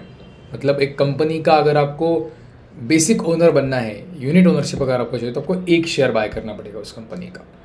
तो बेसिकली क्या है कि उस कंपनी के ओनरशिप को आपने यूनिट्स में डिवाइड कर दिया है, right? That is your share. तो ये जो शेयर है ना, जब आप किसी IPO का अप्लाई करोगे आपको अलॉटमेंट मिलेगा। इनिशियल पब्लिक ऑफरिंग को अप्लाई करोगे, आपको अलॉटमेंट मिलेगा। अलॉटमेंट मिलने के बाद आपका जो शेयर है वो आपके पास आएगा। जितने शेयर्स आपने लॉट में अप्लाई किए, तो लॉट में होता है। लॉट मतलब क्या? एक फिक्स नंबर ऑफ शेयर्स आप बाय कर सकते हो, या फिर उसके मल्टीपल में बाय कर सकते हो। जैसे मोस्टली कंपनीज का जो IPO होता है, जिसका एक लॉट का प्राइस ऑलमोस्ट 14,000 रुपये होता है, 14 या फिर 12 से 14,000 के बीच में होता है। तो आपको उतने रुपए के शेयर्स मिलेंगे, और अगर आपको और बाय करने हैं तो आपको उसके मल्टीपल में बाय करना पड़ेगा। मतलब अगर एक लॉट 14,000 का है, तो दूसरा लॉट 28,000 का, तीसरा 42,000 का, ऐसा, समझ रहे हो? तो ये आपके लिए होता है बेसिक IPO का प्रोसेस। मैंने बता दिया आपको, थोड़ा सा करके सब कुछ बता दिया मैंने आपको। स्टॉक एक्सचेंजेस क्या है? जब कंपनी लिस्ट होती है, IPO के बाद जब अलॉटमेंट होता है, कंपनी को लिस्ट होना पड़ता है किसी एक एक्सचेंज पे। एक एक्सचेंज है आपका BSE, एक है आपका NSE, Bombay stock exchange, national stock exchange. Bombay stock exchange 1872 में बना था। सबसे मराठी में वो वर्ड है, जुना, सबसे पुराना स्टॉक एक्सचेंज है भारत का बॉम्बे स्टॉक एक्सचेंज। तो ये जो आपका बॉम्बे स्टॉक एक्सचेंज है, कंपनीज आइदर आपको दोनों तरफ अब लिस्ट होना पड़ता है, ऐसा नहीं कि आप एक ही जगह हो सकते हो। तो the point is, on the day of listing आप किसी एक जगह भी होगे, बट लाइक जैसे आपने कभी देखा होगा 10 बजे लिस्टिंग होती है किसी कंपनी की। तो अगर आप कोई बिजनेस चैनल फॉलो करो तो लिस्टिंग आती है 10 बजे, this company is getting list. अगर आपने जोमेटो का वगैरह देखा होगा तो वो लिस्टिंग के दिन पे किसी एक एक्सचेंज पे जाते हैं, बेल रिंग बजाते हैं और स्टॉक लिस्ट होता है। स्टॉक लिस्ट होने के 15 मिनट पहले there is a pre open, जहाँ पर कुछ सेटलमेंट्स होते हैं, कुछ बाइंग ऑर्डर, सेलिंग ऑर्डर्स होते हैं, जो ऑर्डर्स इधर एग्जीक्यूट होते हैं। उसके बेसिस पे प्री ओपन पे उसका प्राइस फिक्स होता है और लगता है कि ये स्टॉक कब कहाँ ओपन करेगा, दिखता है कि कहाँ ओपन करेगा। 15 मिनट के प्री ओपन के बाद कंटिन्यूस ट्रेडिंग सेशन शुरू होता है, नॉर्मल ट्रेडिंग सेशन, जहाँ पर उस स्टॉक का बेसिकली आप कंटिन्यूस ट्रेड कर सकते हो, मतलब आप खरीद बेच सकते हो उसे, नॉर्मल ट्रेडिंग सेशन हम कहते हैं। उसके बाद उसका मूवमेंट जो है वो सब बायर और सेलर्स के हाथ में। तो वो लोग जैसे डिमांड क्रिएट करेंगे, सप्लाई क्रिएट करेंगे, उसका मूवमेंट वैसे ही होगा। उसके बाद बेसिकली वो स्टॉक बेसिकली अब नॉर्मल दुनिया में आ गया। और ये सब जहाँ पे हो रहा है जिसे हम कहते हैं स्टॉक एक्सचेंज। सो स्टॉक एक्सचेंज क्या है? ये एक जगह है जहाँ पर, what is a stock exchange? It is a place. इसे रीड करना कर सकते हो, मैं एक्सप्लेन कर रहा हूँ, वो सुनो पहले। स्टॉक एक्सचेंज क्या है? जगह है जहाँ पर आप शेयर्स को, शेयर मतलब स्टॉक को एक्सचेंज कर सकते हो in terms of money, in against money, right? तो आप पैसा दे के स्टॉक को एक्सचेंज करवा सकते हो। मतलब बेसिकली आपके पास पैसे हैं, आपको किसी कंपनी का शेयर चाहिए, पैसे दो, जिसके पास शेयर उसे ले लो, खत्म। तो स्टॉक एक्सचेंज क्या है? वो एक जरिया है, बेसिकली वो एक जगह है। एक्सचेंज के नाम में समझ गए होगे आप, एक जगह है, बेसिकली वो एक जगह है जहाँ पर आप स्टॉक को एक्सचेंज कर सकते हो। समझ रहे हो? That's all about the stock exchanges. क्या होता है स्टॉक एक्सचेंजेस? स्टॉक एक्सचेंजेस पे क्या क्या ट्रेड हो सकता है? स्टॉक एक्सचेंज तो स्टॉक ही ट्रेड होंगे, मतलब पहले तो शेयर्स इक्विटी ट्रेड हो सकती है आपके. बॉन्ड एंड डिबेंचर्स भी ट्रेड हो सकते हैं. अगर आप जीरोधा वगैरह यूज़ कर रहे होंगे, ग्रो वगैरह, उधर सर्च करके देखो कभी कभी. जैसे ग्रो में आई डोंट नो है या नहीं, बट जीरोधा में यू कैन सर्च. अब वहाँ पर आपको gold and like bond and debentures भी मिलेंगे. Derivatives, futures and options, derivatives भी ट्रेड होते हैं उधर. Then ETFs. ईटीएफ्स क्या होते हैं? It is like mutual fund, लेकिन ऐसा म्यूचुअल फंड जो एक्सचेंज पे ट्रेड हो रहा है. अभी जब जब आप नॉर्मल म्यूचुअल फंड की बात करते हो, वो कैसे वर्क करता है? देखो, एक नॉर्मल म्यूचुअल फंड को आप किसी एएमसी के थ्रू उसका ऑर्डर अप्लाई करते हो, आप पैसे देते हो उन्हें, बदले में आपको यूनिट्स मिलते हैं. नहीं, जो भी यूनिट्स आपको मिलते हैं वो आपके यूनिट्स हो गए, खत्म. आपने कैसे ऑर्डर किया? आपने एक्सचेंज की तरफ ऑर्डर किया? नहीं, आपने एएमसी की तरफ ऑर्डर प्रोसेस किया, उनको पैसे दिए, उन्होंने आपको बदले में यूनिट्स दिए. ये आपका म्यूचुअल फंड का जनरल प्रोसेस होता है. लेकिन अगर उस म्यूचुअल फंड का ईटीएफ हमने लगा दिया किधर? एक्सचेंज पे, तो मैं क्या करूँगा? सीधे एक्सचेंज उस ईटीएफ को बाय कर लूँगा, खत्म. तो वो काइंड ऑफ शेयर होता है बेसिकली. उसका प्राइस डिमांड एंड सप्लाई से ही डिसाइड होता है उधर. काइंड ऑफ शेयर है वो, समझ रहे हो? तो ये आपका ईटीएफ हो गया. तो ये ना पूरा है about what is stock exchange. बहुत ही ईजी है, मतलब लाइक बताने के लिए तो बहुत कुछ चीज़ें हैं. You can read the whole PPT, description में होगी. थोड़ी और चीज़ों के बारे में बात करते हैं. चलो, स्टॉक एक्सचेंज जिसमें पहली बात जो आपको समझनी है वो है कि भाई ये क्या है. It's something which is organise. देखो, अगर स्टॉक एक्सचेंज नहीं होता तो most of the deals over the counter OTC, ओटीसी. तो हमें क्या करना पड़ता? किसी जान पहचान वाले से शेयर लेना पड़ता. स्टॉक एक्सचेंज जिस पे एक चीज़ इंपॉर्टेंट है कि इधर एनोनिमिटी मेंटेन होती है. मतलब क्या? आप जब बाय ऑर्डर प्लेस करते हो, फॉर एग्जांपल अगर आपने किसी शेयर के लिए बाय ऑर्डर प्लेस किया, वो ऑर्डर सक्सेसफुल हो गया. द पॉइंट इज़ कि वो ऑर्डर जब सक्सेसफुल होता है, वो ऑर्डर सक्सेसफुल होने में बेसिकली क्या हो रहा है कि आपने पैसा दिया, वो ऑर्डर बेसिकली आपने ऑर्डर प्लेस किया. इंटरनली एक्सचेंज के मैकेनिज्म में ऑर्डर मैचिंग होता है.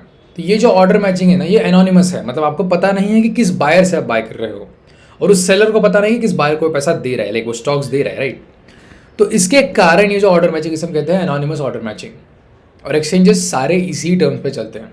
उधर आप किसी जान पहचान वाले से शेयर बाय नहीं कर सकते, ये एनोनिमस चलता है.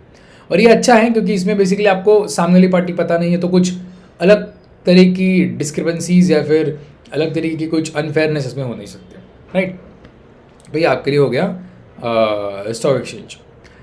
तो एग्जाम्पल आप पढ़ सकते हो, आपके पास है. प्राइस डिस्कवरी क्या होता है? बेसिकली क्या है, देखो, जब शेयर लिस्ट होता है ऑन स्टॉक एक्सचेंज, कंटिन्यूसली उसको ट्रेड किया जाता है. जब वो ट्रेड किया जाता है ना, उसके प्राइसेस चेंज होते हैं. ऑब्वियसली चेंज होंगे ना, क्योंकि जब कोई ट्रेड होगा तो किसी फिक्स प्राइस पे होगा. जो आपको प्राइस दिखता है ना मार्केट पे, वो प्राइस मूव करता है किसी शेयर का.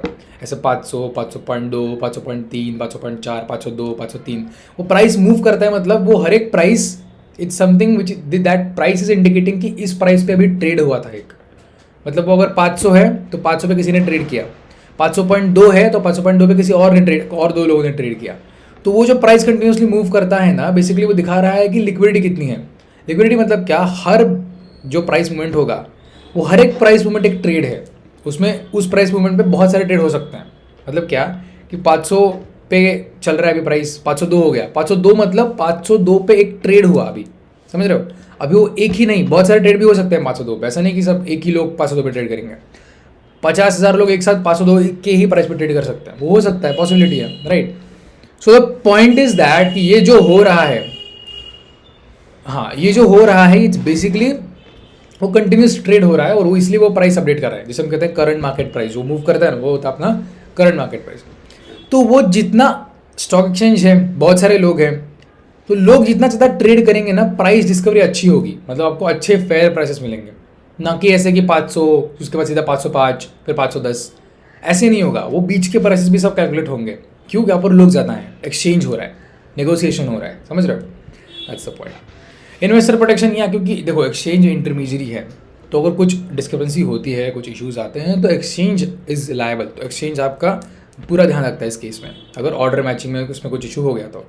ट्रांसपेरेंट ट्रेडिंग मतलब यह ऑब्वियसली, क्योंकि देखो ये पब्लिकली एक्सेसिबल है, सब देख सकते हैं, और ऑर्डर एनोनिमिटी है, इसलिए ये ट्रांसपेरेंट भी है, समझ रहे हो? फंक्शंस ऑफ स्टॉक मार्केट, वही बात सेम, लाइक स्टॉक एक्सचेंजेस क्या है. देखो, you can write these functions as an example, you can do that. The point is that कि स्टॉक एक्सचेंजेस का मेन काम ऑब्जेक्टिव है is to facilitate the trading. Basically आप स्टॉक एक्सचेंज फैसिलिटेट कर रहे हो। ओवरऑल स्टॉक मार्केट क्या करता है बेसिकली, क्योंकि ये ट्रेड फैसिलिटेट किए जा रहे हैं, बहुत सारे ट्रेड्स हो रहे हैं, कंपनीज के मार्केट कैप चेंज कर रहे हैं। बेसिकली ये क्या है कि आप लिक्विडिटी प्रोवाइड कर रहे हो। तो बेसिक एम क्या है इस चीज़ों का कि आपको लिक्विडिटी प्रोवाइड करनी है, अच्छी प्राइस डिस्कवरी प्रोवाइड करनी है, एंड मोबिलाइजेशन ऑफ सेविंग्स। मतलब अभी देखो इसमें क्या है कि शेयर मार्केट मतलब जो कैपिटल मार्केट से उसका पॉइंट है ये मोबिलाइजेशन ऑफ सेविंग्स। ये करने के लिए आपके पास एक प्लेटफॉर्म है। तो ये कैपिटल मार्केट शेयर मार्केट को इम्प्लीमेंट करने के लिए आपके पास स्टॉक एक्सचेंजेस हैं। तो ये इसका एक टेंजिबल एसेट है, वो टेंजिबल थिंग है स्टॉक एक्सचेंज, समझ रहे हो। कैपिटल फॉर्मेशन या the same thing, economic indicators, rising market signal, business confidence. या ओके, एक चीज़ समझना, stock market and safety and regulations, these are the functions like exchanges operate under strict rules enforced by the SEBI, जो मैंने वो कहा था पहले। यस हाँ, पहले अंदर ना मेजर स्टॉक एक्सचेंज दिखते हैं इंडिया के कौन से हैं। आपको पता होगा 2 स्टॉक एक्सचेंजेस इंडिया में हैं, बहुत सारे थे पहले। एक कलकत्ता स्टॉक एक्सचेंजेस करके भी था, बट अभी इंडिया में मेजरली 2 ही ऑपरेट करते हैं। First one is national stock exchange and the second one is Bombay stock exchange. Bombay stock exchange 1875 में, 1872 बोला है गेस, 1875 में उसको लॉन्च किया गया था, इस्टेब्लिश किया गया था। एशिया का सबसे पुराना स्टॉक एक्सचेंज है हमारा बॉम्बे स्टॉक एक्सचेंज। तो ये था पहले। इसके बाद नेशनल स्टॉक एक्सचेंज ये 1992 में इस्टेब्लिश किया गया था आफ्टर दी 1991 का जो स्कैम हुआ था। उस स्कैम के बाद वी फेल्ट कि हमें एक नेशनल लेवल का स्टॉक एक्सचेंज चाहिए जो सेंट्रली ऑपरेट किया जा सके। तो government has introduce national stock exchange in that sense. और ये जब इंट्रोड्यूस होता तो पूरा इलेक्ट्रॉनिक ट्रेडिंग पे था। तो इसके बाद फिर BSE को भी इलेक्ट्रॉनिक में कन्वर्ट कर दिया गया, राइट। तो ये बेसिकली थोड़ा रिवोल्यूशनरी चीज़ थी। एक बात समझते हैं, व्हाट इज़ अ बेंचमार्किंग या फिर इंडेक्स क्या होता है। स्टॉक एक्सचेंजेस पे अगर आप BSE पे देखोगे, there are almost 5000 companies listed right now the BSE। On NSE there are 2800 या फिर 3000 companies that are listed on NSE। If you want to track the whole markets, what you have to do is you need to track each and every company, right? If you think कि हमें बस blue chips को track करना है, वो भी 100 blue chips हैं, 50-100 blue chips, आपको सबको ट्रैक करना पड़ेगा, which is not feasible. So what exchanges did is they basically made an index. Index is basically set of stocks. उनका वेटेड एवरेज कंसिडर करके एक इंडेक्स बनाया गया और उस इंडेक्स की वैल्यू बेसिकली वेटेड एवरेज से डिराइव की गई और उसका बेसिकली ट्रैकिंग हर दिन होता है। मतलब क्या, मान लो मैंने 50 स्टॉक्स को एक साथ इकट्ठा किया, उनके market capitalisation, free float market capitalisation, ये वर्ड बहुत इंपॉर्टेंट है। देखो क्या होता है फ्री फ्लोट मार्केट कैपिटलाइजेशन, जितना मार्केट कैपिटलाइजेशन आपका पब्लिकली ट्रेडेबल है, पब्लिकली कितने शेयर्स अवेलेबल हैं आपके, that is your free float market capitalisation. उसके बेसिस पे कंपनीज की रैंकिंग करके टॉप 50 कंपनीज का एक सेट बनाया गया। निफ्टी की बात कर रहा हूँ मैं, टॉप 50 कंपनीज का एक सेट बनाया गया। हर कंपनी का वेटेड एवरेज कंसिडर किया गया proportional to their free float market capitalisation. ये सब करने के बाद हमने एक निफ्टी की वैल्यू डिसाइड की कि लेट से निफ्टी है 1000 रुपये, तो निफ्टी का बेस जो वैल्यू था वो 1000 रुपये था। उसके नेक्स्ट डे से ही हमने उस निफ्टी को ट्रैक करना शुरू किया। कैसे करोगे, हर दिन वो शेयर के प्राइसेस ऊपर नीचे करेंगे, हर एक शेयर के प्राइस। तो उन सबका नेट मूवमेंट, उन 50 शेयर का नेट मूवमेंट क्या होता है, दैट इज योर निफ्टी। तो वो जो नेट मूवमेंट होगा वो 1000 रुपये के ऊपर दिखेगा कि भाई नेट मूवमेंट आज दिन में 2% निफ्टी बढ़ा। तो मतलब 1000 के 2% कितने हुए, 1000 का 1% 10 रुपये, 1000 के 2% कितने हुए 20 रुपये। तो 2% मतलब निफ्टी 20 रुपये बढ़ा आज। तो ये ऐसे जो मूवमेंट्स हैं ना आपके, ये सारे हर दिन ट्रैक करने के बाद निफ्टी आज हमारा कहीं 24,000-23,000 के बीच में है। निफ्टी 1995 में इंट्रोड्यूस किया गया था, निफ्टी 50 इंडेक्स। उसका बेंचमार्किंग जो था आई गेस 1996 में, हाँ, उसमें 50 शेयर्स को लिया गया था। एंड सेंसेक्स जो है वो 30 शेयर का है, उसका 1986 में शुरू हुआ था सेंसेक्स। तो सेंसेक्स में टॉप 30 कंपनीज हैं, फ्री फ्लोट मार्केट कैपिटलाइजेशन के बेसिस पे टॉप 30 कंपनीज है सेंसेक्स में। निफ्टी में टॉप 50 कंपनीज हैं। तो ये बात समझने की है। तो क्या है बेसिकली ये इंडेक्सेस क्या है? बेसिकली हमें पूरे मार्केट को हर एक शेयर को वन बाय वन ट्रैक करने से अच्छा हम लोग एक अच्छे सेट में उस बास्केट ऑफ शेयर्स को ट्रैक करते हैं, जो बेसिकली हमारा इंडिकेटिव है टुवर्ड्स द इकोनॉमी। जो हमारे ब्लू चिप कंपनीज है टॉप, वैसे तो देखो निफ्टी 50 तो क्या है बेसिकली ब्लू चिप इंडेक्स है। फिर एक और इंडेक्स है निफ्टी नेक्स्ट 50। फिर आपके पास एक और इंडेक्स है निफ्टी बैंक, जो पर्टिकुलरली बैंकिंग सेक्टर को ट्रैक करता है। देयर इज निफ्टी आईटी, जो आईटी को ट्रैक करता है। There is one index called Nifty financial services, जो बेसिकली बैंक्स, एनबीएफसीज, एएमसीज सबके इंडेक्स है, वो बना हुआ सब कंपनीज का इंडेक्स है। देयर इज निफ्टी ऑटो, जो ऑटो कंपनीज का इंडेक्स है। देयर इज निफ्टी रियल्टी, जो रियल्टी कंपनीज का इंडेक्स है, जो हमारे कंस्ट्रक्शन कंपनीज एंड ऑल हो गए उनका।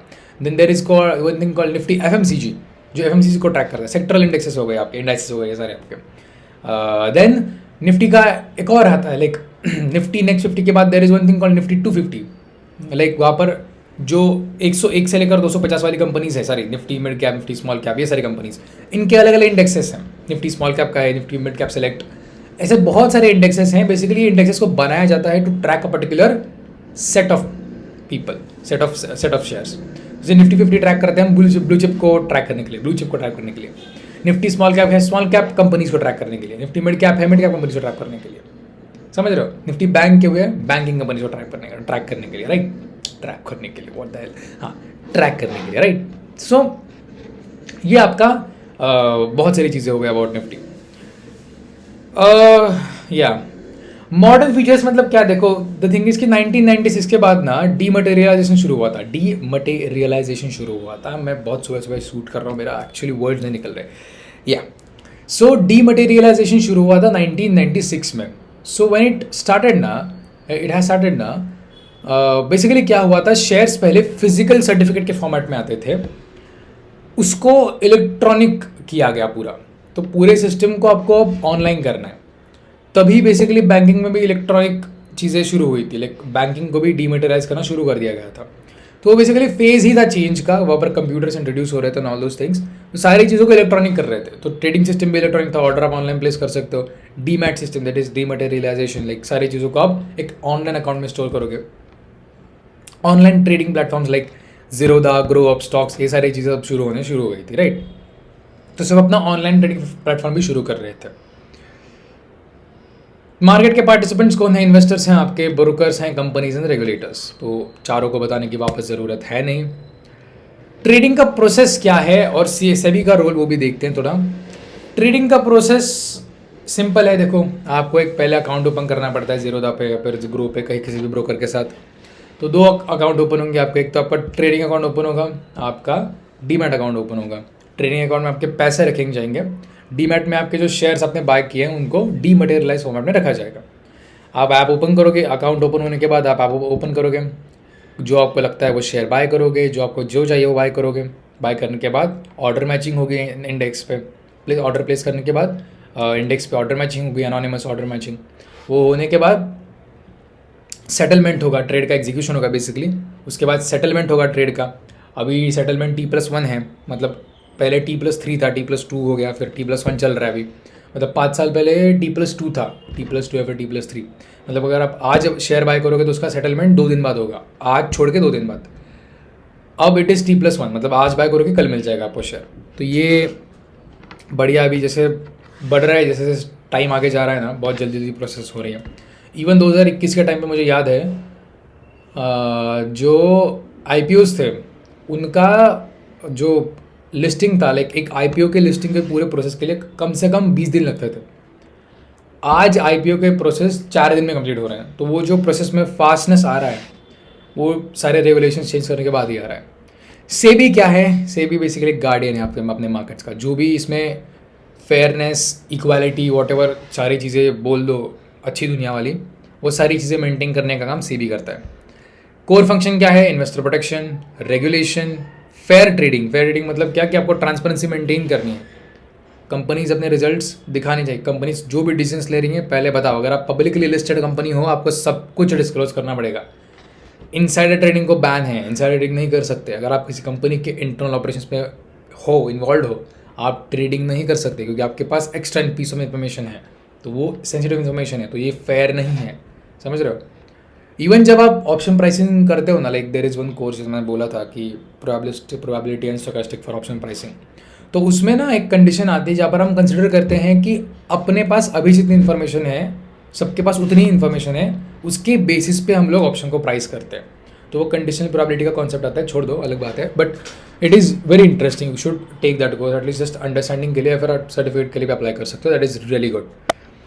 Market development promotes new financial products and investor, या नए जो प्रोडक्ट्स हैं, लेकिन जैसे म्यूचुअल फंड का था बीच में, जो म्यूचुअल फंड सही है आपको दिखता है ना ऐड, वो बेसिकली म्यूचुअल फंड्स एमफी है हमारे इंडिया में, mutual funds organisation institution, like basically सारे इंस्टीट्यूट्स का म्यूचुअल फंड्स एएमसी का ग्रुप है वो, लाइक एक बेसिकली म्यूचुअल फंड्स जो इंडिया में उसको प्रमोट करने के लिए एक ऑर्गेनाइजेशन है एमपी, आई गेस एमपी ही है, I don't know the exact full form.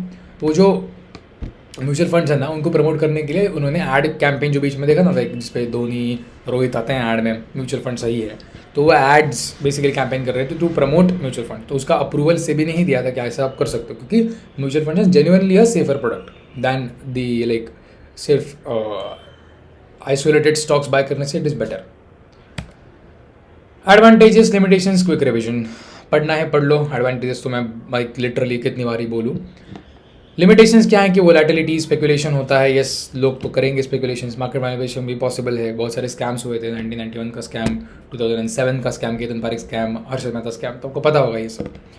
Emotional trading भी होती है, लाइक देखो क्या है बताए, लाइक जब प्राइसेस चेंज करते हैं ना जल्दी जल्दी, ह्यूमन इमोशंस में क्या है कि वो कंट्रोल नहीं कर पाता, तो वो क्या करता है कि प्राइस नीचे जा रहा है, नीचे जा रहा है, नीचे जा रहा है, उसे लगता है कि अब नीचे ही जाएगा, वो इमोशन में बेच देता है, फिर वो ऊपर आता है। तो ट्रेडिंग है ना, ऑल दो से ना पूरा मार्केट से बेसिकली सेंटिमेंट के ऊपर चलता है कि लाइक लोगों को क्या लग रहा है, क्योंकि डिसीजन तो वही लेंगे, ट्रेड तो वही करेंगे, इसलिए अभी ऑल्गो ट्रेडिंग वगैरह पॉपुलर हो रही है, सारी चीज़ें। बट ये इन्वेस्टर का अवेयरनेस इंपॉर्टेंस है कि भाई एक्चुअल स्टॉक मार्केट को कैसे इंटरप्रेट करना चाहिए फॉर जनरल पब्लिक, ये इंपॉर्टेंट है दैन कि उसको जुआ बना के रख दें, क्योंकि पब्लिक तो है, देखो लोग हैं, गलतियाँ करेंगे, वो तो ह्यूमन नेचर है, उनको सही से सिखाना और एजुकेट करना इज इंपॉर्टेंट, और उसकी शुरुआत आपको कॉलेज जैसे करनी चाहिए, दैट्स व्हाट आई फील, क्योंकि वहाँ पर बच्चे बहुत ही वल्नरेबल स्टेट में होते हैं, उनको अगर कुछ गलत चीज़ का एक्सपोजर मिल गया तो वो हाथ जा सकते हैं। तो अगर उनको तब आपने बता दिया कि स्टॉक एक्सचेंजेस, स्टॉक मार्केट्स क्या चीज़ें हैं, नॉट एक्सचेंजेस। एक बात ध्यान रखो, exchanges is a way to operate stock market, main तो हमारा बाप स्टॉक मार्केट ही है, समझ रहे हो। तो वहाँ वही बात कर रहा था कि बच्चों को सिखाना चाहिए पहले ही 9-10 से कि क्या होते हैं स्टॉक मार्केट्स, और उनके बारे में राइट नॉलेज देनी चाहिए। नहीं तो बच्चे क्या है कि स्टॉक मार्केट में there is called futures and option या फिर ट्रेडिंग, तो उसमें घुस जाते हैं और फिर लॉस करके फिर there is something which is a very wild condition जो ख़राब है। तो उस वल्नरेबल स्टेट में अगर उनको सही नॉलेज दे दिया कि भाई एक्चुअली फ्यूचर्स एंड ऑप्शंस होते क्या हैं, उनका यूज़ क्या है, ट्रेडिंग क्या होती है, किसे करनी चाहिए, क्यों करनी चाहिए, तो ये सारी चीज़ें होने के बाद ही वो समझ सकते हैं चीज़ों के बारे में, और स्टॉक मार्केट को एक प्रोडक्टिव वे में देख सकते हैं, ना कि स्पेकुलेटिव वे में। That's what I think. ठीक है, तो ये था हमारा बेसिकली स्टॉक मार्केट का पहला पार्ट, एक तीसरा मॉड्यूल।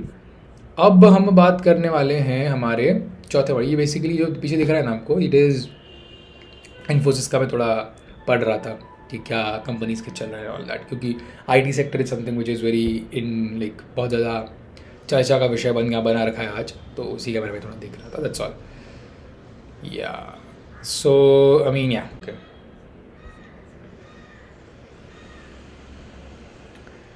तो बात करते हैं अब म्यूचुअल फंड्स की। अब देखो म्यूचुअल फंड्स का चीज़ क्या है ना कि ये बहुत ही ज़्यादा इंटरेस्टिंग टॉपिक है। ये जब म्यूचुअल फंड्स का प्रोडक्ट का इनोवेशन हुआ था, the main idea was to make people aware about stock market and try to include them as much as it possible into the markets. ये क्यों है, किस लिए, थोड़ा समझते हैं म्यूचुअल फंड्स कितना इंटरेस्टिंग टॉपिक है। देखो अभी देखो, जिस पर्सन के पास उतना पैसा नहीं है टू इन्वेस्ट, जैसे फॉर एग्जांपल किसी पर्सन को रिलायंस का शेयर बाय करना है, it is around 1200 rupees. Now उसके पास पैसा है नहीं इतना, और उसको नॉलेज भी नहीं है मार्केट का इतना कि उसको पता नहीं है कि कब बाय करना है, कब सेल करना है। सो फॉरमोस्ट इंपॉर्टेंट थिंग कि उसके पास लैक ऑफ नॉलेज है, लैक ऑफ टाइम भी है, उसके पास टाइम नहीं है मार्केट को देने के लिए। तो बट उसे स्टिल इन्वेस्ट करना है क्योंकि मार्केट में अपॉर्चुनिटीज़ है रिटर्न बनने की, वो कैसे कर सकता है। तो आपके पास म्यूचुअल फंड जैसा एक प्यारा प्रोडक्ट है। होता क्या है म्यूचुअल फंड, वो बेसिकली करते क्या है म्यूचुअल फंड्स में, आप बेसिकली बहुत सारे लोगों से थोड़ा थोड़ा पैसा लेते हो, उस पैसे से एक फंड का पूल क्रिएट करते हो और फिर उस पैसे को जो फंड मैनेजर है बेसिकली वो उस पैसे को वो इन्वेस्ट करता है अलग अलग चीज़ों में, और जितना उससे रिटर्न जनरेट होगा उस रिटर्न को वो बांट देता है प्रोपोर्शनली, जिसका जितना पैसा था उसके प्रोपोर्शन में, और अपने सबको अपने अपने रिटर्न्स मिल जाते हैं। अब पब्लिक ने क्या किया, बस पैसा दिया, उन्होंने बस म्यूचुअल फंड चूज़ किया, पैसा दे दिया, ख़त्म। उसके बाद जो दिमाग लगाना था कि भाई किस स्टॉक को पिक करना है, किस डेप में इन्वेस्ट करना है, गोल्ड में इन्वेस्ट करना है, कंपनी में इन्वेस्ट करना है, जो भी करना है, कैसी कंपनी में इन्वेस्ट करना है, स्मॉल कैप में करना है, मिड कैप में करना है, लार्ज कैप में करना है, ब्लू चिप में करना है, किसी जो भी आगे वाला दिमाग है ना वो कौन लगाएगा, आपका फंड मैनेजर लगाएगा, राइट। ये जो चीज़ें हैं ना that is important to understand. तो म्यूचुअल फंड्स क्या हैं, जो लोग मार्केट को टाइम नहीं दे सकते, जिनके पास मार्केट का नॉलेज नहीं है, वो लोग म्यूचुअल फंड्स को ऑप्ट करते हैं, राइट। अगर आपके पास दिमाग भी है मार्केट को समझने का, फिर भी लोग कभी कभी म्यूचुअल फंड्स ऑप्ट करते हैं। क्यों करते हैं? The point is that mutual funds is something which is a passive type of investment, right, और वो over the years positive return देता है, that is observable. That's why लोगों का विश्वास है कि mutual fund is something kind of FD, but FD से थोड़ा ज़्यादा returns, it is not exactly FD, obvious इसमें लाइक रिस्क बहुत है। अगर आपको मैं इंसिडेंट बताऊँ, म्यूचुअल फंड्स में 2020 जब कोविड क्राइसिस आया था ना, उसमें भी लोगों के म्यूचुअल फंड्स के रिटर्न्स नेगेटिव में गए थे, लॉस हुआ था उन्हें, उन जो लोग 10-15 साल से इन्वेस्ट कर रहे थे उनको भी लॉस हुआ था। क्यों हुआ था? क्योंकि कोविड क्रैश के टाइम पे मार्केट्स एक महीने में 40% गिर गए थे। तो ऐसे कोई कैटास्ट्रोफिकल इवेंट में मार्केट जब बहुत ज़्यादा गिरता है तो आपको म्यूचुअल फंड में भी बड़े, आपको 15 साल से इन्वेस्ट कर रहे हो, हर साल इन्वेस्ट कर रहे हो, आपका जो एवरेज प्राइस है वो बहुत अच्छा होगा, बट जब ऐसे क्रैशेस आते हैं तो आपको भी लॉस होगा। लेकिन ये तो once in a lifetime event है, इसको कंसिडर करके आप ये तो डिसाइड नहीं कर सकते हम लोग इन्वेस्ट नहीं करेंगे, वो तो हर जगह ही डर लगता है आपको। एक अगर आपने एफडी भी की, अगर बैंक ही खत्म हो गया क्या करोगे? सो रिस्क तो है ही, हर चीज़ हर जगह तो रिस्क है, वो तो रिस्क कहीं जा नहीं सकता। बट कैलकुलेटिवली जो रिस्क आपको लगता है कि जिसके होने की पॉसिबिलिटी कम है या फिर जिसको मैं सह सकता हूँ, वहाँ पर mutual funds stock markets actual stocks से बेटर है। तो म्यूचुअल फंड्स क्या है? बेसिकली हमें पूल ऑफ फंड्स क्रिएट करना है। लाइक फॉर एग्जांपल मैं एक फंड मैनेजर हूँ फॉर एग्जांपल, तो मैं क्या करूँगा, बहुत सारे लोगों से पैसे लूँगा, थोड़े थोड़े पैसे लूँगा और फिर उन पैसों का एक फुल फंड पूल क्रिएट करूँगा और फिर मैं खुद के दिमाग से एक सेट ऑफ स्टॉक्स पिक करूँगा, थोड़े पैसों को मैं डिबेंचर में डालूंगा, थोड़े को पैसों को मैं गोल्ड में डालूंगा और फिर मैं सारा इन्वेस्टमेंट करूँगा। इससे जो भी प्रॉफिट जनरेट होगा उस प्रॉफिट को प्रोपोर्शनली फिर लोगों को मैं बांट दूंगा। तो मैं क्या था, मैं फंड मैनेजर था, मैंने बस उनका पैसा मैनेज किया, फंड को मैनेज किया, so I am a fund manager, और जो भी रिटर्न उनको दे दिया वापस। बदले में मैंने क्या किया, मैंने कमीशन लिया, क्योंकि मैंने मेरा दिमाग लगाया था ना, तो जो दिमाग मैंने लगाया उसका वो कमीशन था, तो उस फंड के लिए लोगों ने मुझे थोड़ा कमीशन भी दे दिया। So that is how, like बहुत ही क्रूड आइडिया है to understand how mutual funds work, लेकिन बहुत इंटरेस्टिंग है, वो समझ में तो आ ही गया होगा ऑब्वियसली। ये हो गया म्यूचुअल फंड्स। अब देखो थोड़ा एक्चुअल टर्मिनोलॉजी को समझते हैं कि भाई म्यूचुअल फंड्स हैं, एसेट मैनेजमेंट कंपनी क्या होती है एंड ऑल दैट। देखो म्यूचुअल फंड में ना, जैसे फॉर एग्जांपल अगर आप किसी एक म्यूचुअल फंड की बात करोगे, जैसे there are 2 types of mutual fund. पहले हम थोड़ा म्यूचुअल फंड के टाइप समझते हैं। देखो म्यूचुअल फंड क्या है, बेसिकली इट इज़ इन्वेस्टमेंट ही है वो। उसमें बेसिकली हम लोग क्या करते हैं, जो स्टॉक्स वगैरह है ना, वो एक फंड मैनेजर पिक करता है और जो आपसे पैसा मिला है वो उसे इन्वेस्ट करता है, जो भी बदले में प्रॉफिट आता है उसको आप दे देता है, खत्म। That is what mutual fund is, right, okay, that's all. जो पॉइंट इसकी, जो फंड मैनेजर है, एक फंड के लिए एक फंड मैनेजर होता है। मतलब देखो अगर मैं फंड मैनेजर हूँ, मैंने एक सेट ऑफ स्टॉक्स वगैरह, मेरा पोर्टफोलियो पूरा बना लिया, तो दैट इज माई फंड, मैं उस फंड का मैनेजर हूँ, राइट। उस फंड का कुछ नाम दूंगा मैं, जैसे निफ्टी 50, निफ्टी, जैसे बोलूँगा मैं निफ्टी वर्थ फंड, लेकिन ऐसे नहीं होता ना ऑब्वियसली, आई कैन से कुछ भी नाम दे सकता हूँ, लाइक निफ्टी एक्टिव फंड। सो निफ्टी एक्टिव फंड मतलब क्या, निफ्टी में से मैं कुछ ऐसी कंपनीज पिक करूँगा और कुछ डिबेंचर्स में पैसा डालूंगा फॉर सेफ्टी, एंड कुछ गोल्ड में डालूंगा फॉर सेफ्टी, और कुछ कंपनीज पिक करूँगा निफ्टी से, और मैं अपना एक फंड बनाऊंगा, लोगों से पैसे लूँगा, उसमें इन्वेस्ट करूँगा, जो भी उसके प्रॉफिट होगा प्रोपोर्शनली बांट दूंगा, बदले में कमीशन होगा, खत्म, दैट्स ऑल। तो मैं क्या था, मैं था फंड मैनेजर। जो मैंने फंड बनाया वो मेरा फंड है, जो लोग बाय करेंगे। मैं किसी एएमसी के अंडर काम करूंगा, पर जैसे आपने सुना होगा कि ICICI prudential Nifty index fund, तो आईसीआईसीआई प्रूडेंशियल क्या है, वो एक एएमसी है, एसेट मैनेजमेंट कंपनी। उसके अंडर बहुत सारे फंड्स आते हैं, हर फंड का एक मैनेजर होता है, राइट? तो दैट्स हाउ इट वर्क्स. तो आपको कोई पूछेगा एएमसी क्या है? AMC is the apex body of mutual fund. Like एक कंपनी है एएमसी, एसेट मैनेजमेंट कंपनी है एएमसी. वो बहुत सारे म्यूचुअल फंड्स के प्रोडक्ट्स लॉन्च कर सकती है, बहुत सारे फंड्स लॉन्च कर सकती है, और हर एक फंड को मैनेज करे there is one fund manager, right? तो ये बेसिकली समझो पहले. सिंपल डेफिनेशन तो पढ़नी ही पढ़ो. A mutual fund collects money from any investors and invests on the behalf of to generate returns and managed by professionals and accessible to all. समझ तो गए होंगे आप, आपको पढ़ने के बाद तो समझ में आ ही गया होगा. Don't worry. Mutual funds popular क्यों हैं? क्योंकि देखो द पॉइंट इज कि इधर एक्सपर्ट कर रहा है जो कर रहा है काम. एक्सपर्ट क्या होता है? फंड मैनेजर्स के पास बहुत इन्फॉर्मेशन होती है प्रॉपर वाली, क्योंकि उनके पास इन्फॉर्मेशन एक्सेस बड़ा है, तो वो लोग इन्फॉर्मेटिव डिसीजंस बहुत कर सकते हैं दैन जनरल पब्लिक. क्योंकि जनरल पब्लिक के पास इतने डिसीजंस, इतने पॉइंट्स नहीं होते, और वो एक्सपर्ट लोग हैं, उनके पास अकाउंटिंग का नॉलेज होता है, उनके पास एनालिसिस का नॉलेज होता है, रिसर्च का नॉलेज होता है, तो they are pretty much into it. That's why they are expert people, right? तो एक्सपर्ट तो अच्छे डिसीजंस लेंगे ही ना दैन नॉर्मल पब्लिक. या what does a mutual fund invest इन?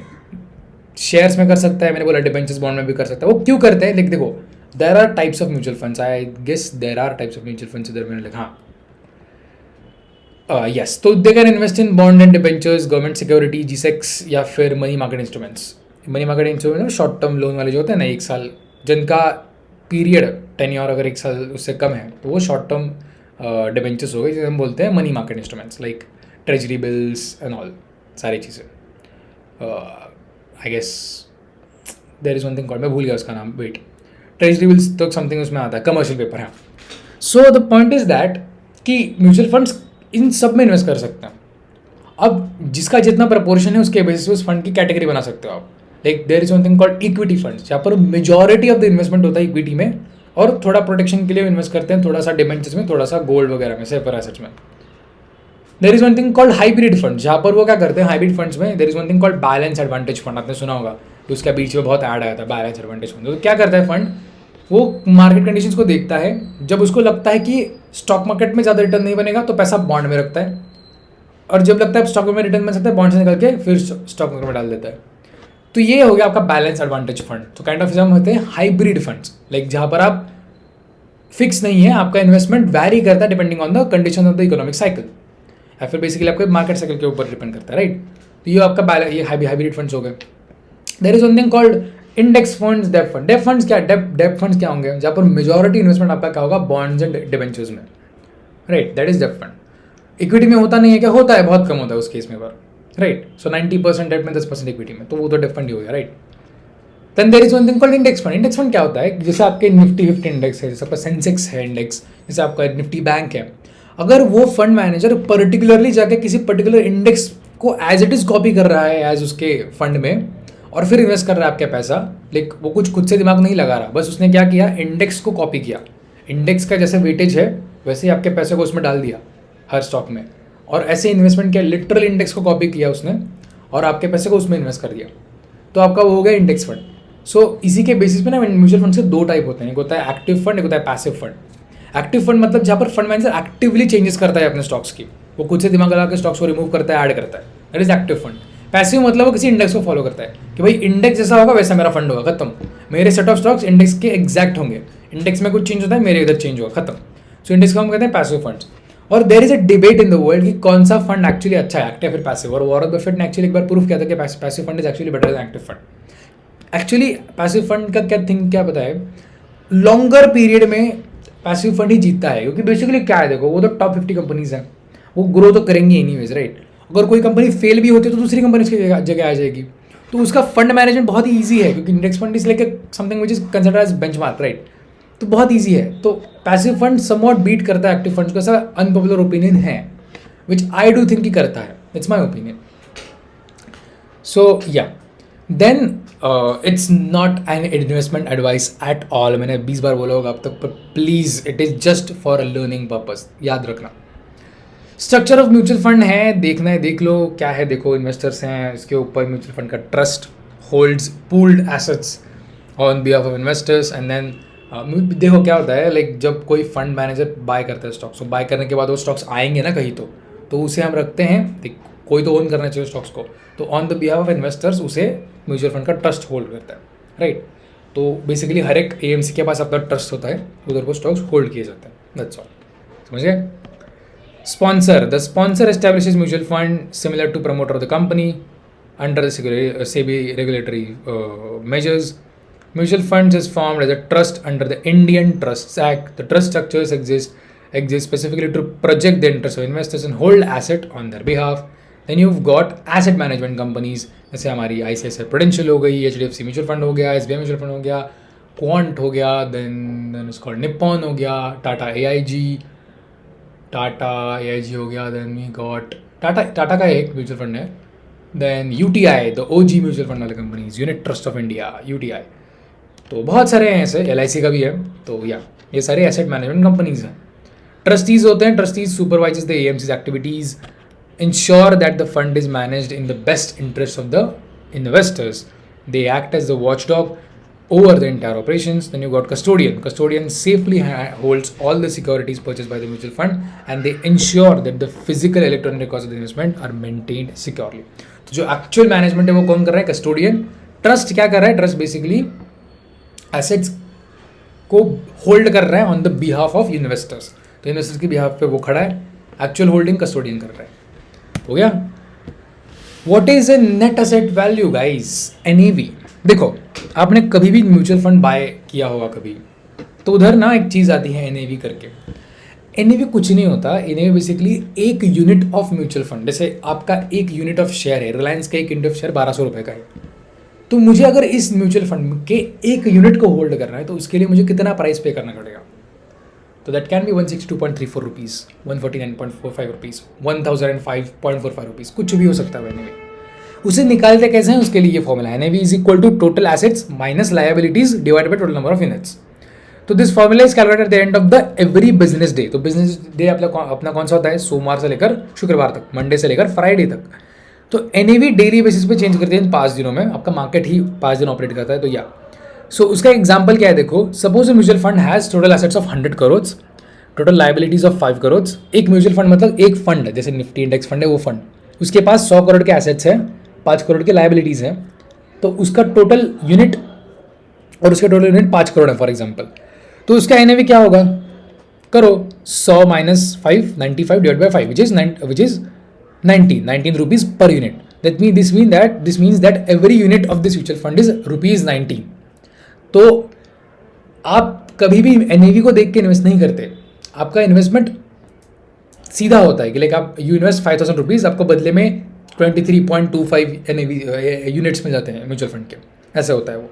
तो NAV जस्ट टू मेंटेन कि म्यूचुअल फंड का ट्रैक कैसे चल रहा है, जैसे शेयर प्राइस का ट्रैक होता है ग्राफ पे, वो करने के लिए NAV को मेंटेन किया जाता है। बाकी इन्वेस्टमेंट के लिए आप उस एक म्यूचुअल फंड में इट इज़ नॉट मैंडेटरी कि आपको NAV के मल्टीपल में ही बाय कर रहे हैं। जैसे शेयर में इंडिया में there is no fractional investing, US में there is one thing called fractional investing, मतलब आप पॉइंट्स में शेयर बाय कर सकते हो। मेरे पास 1.5 एप्पल के शेयर्स है, राइट, वो उधर चलता है US में, इधर नहीं चलता। इधर आपको होल नंबर में ही बाय करना पड़ेगा शेयर को। इधर आप 0 बाय करोगे, 1 बाय करोगे, 2 करोगे, 3 करोगे, 4 करोगे, आप कोई 1.5 शेयर बाय नहीं कर सकते रिलायंस का, समझ रहे हो?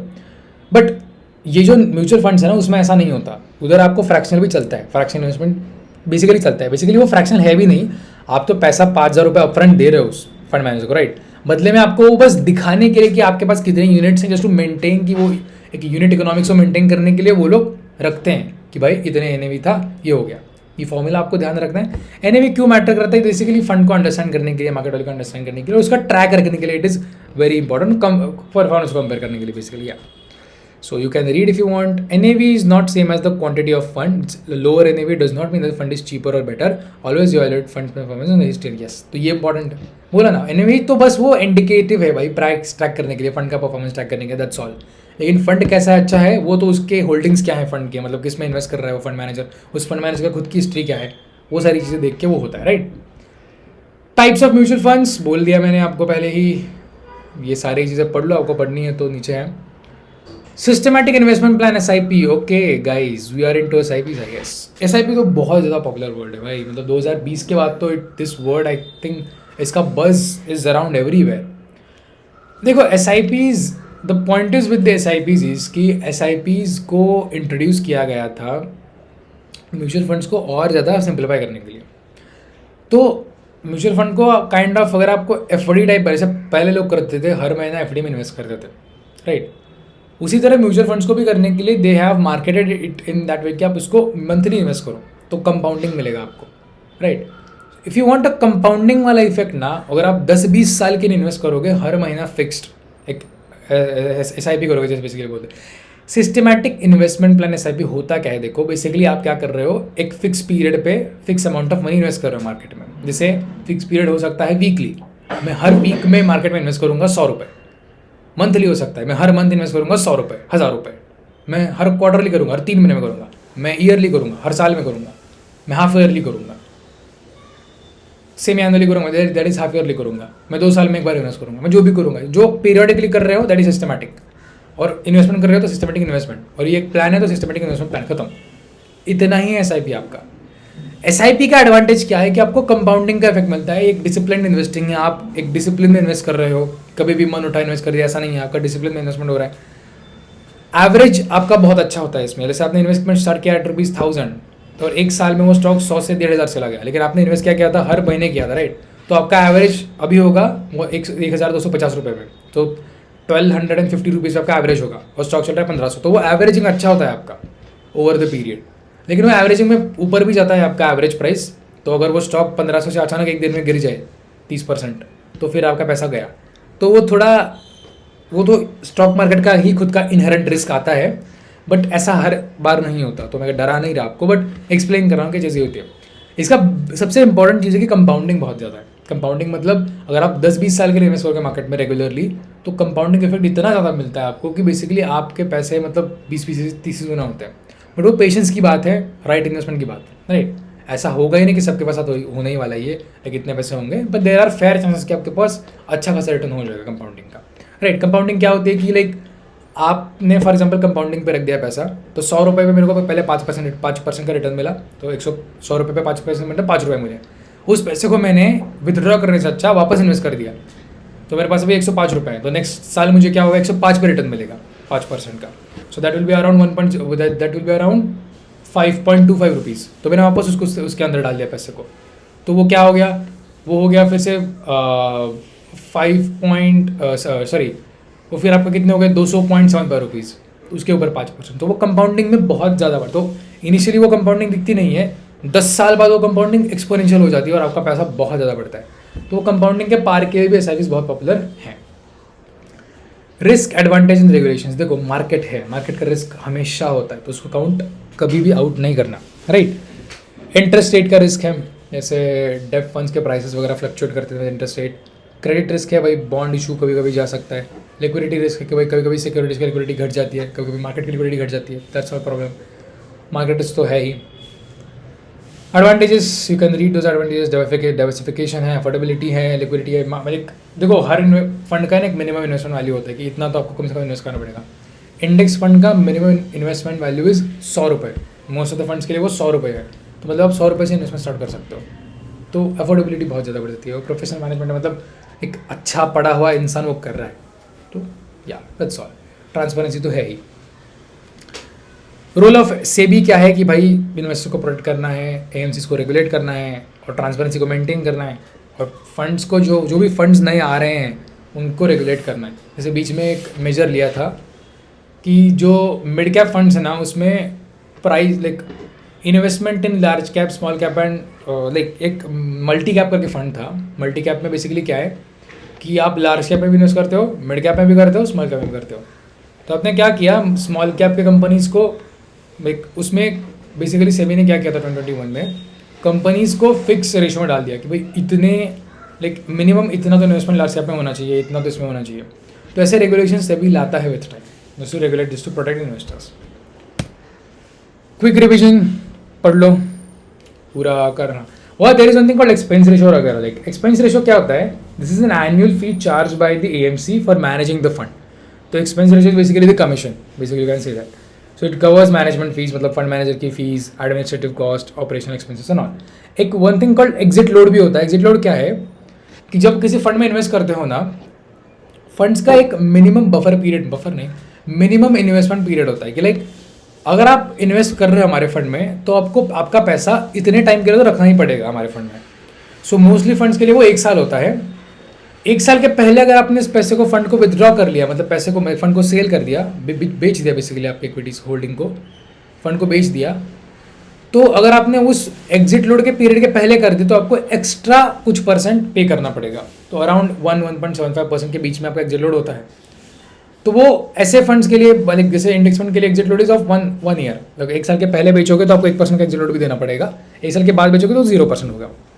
तो इट्स समथिंग कि जहाँ पर लोग क्या है कि खेले नहीं इन्वेस्टमेंट के साथ कि भाई आज डाल दिया कल निकल, ऐसा मत करो फॉर म्यूचुअल फंड्स। तो दैट्स व्हाई एग्जिट लोड का चीज़ डालना पड़ता है, क्योंकि there is a lot of things going on in the back end, right. Like वो ट्रस्ट काम कर रहा है, कस्टोडियन काम कर रहा है, और आप एक दिन में खरीद के बेच रहे हो, तो उनके पास भी टाइम नहीं है ना। तो इसलिए एग्जिट लोड का थिंग आता है।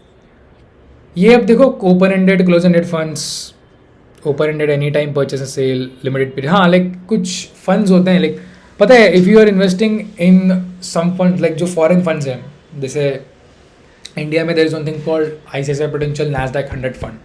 तो वो क्या करता है, नैस्डैक में इन्वेस्ट करता है। वो इंडेक्स फंड ही है, लेकिन वो नैस्डैक के फंड में इन्वेस्ट करता है, विच इज़ अ US का टेक्नोलॉजी का बेंचमार्क इंडेक्स, जिसमें नैस्डैक है बेसिकली टॉप 100 US की टेक कंपनीज है ना, उसका इंडेक्स है वो।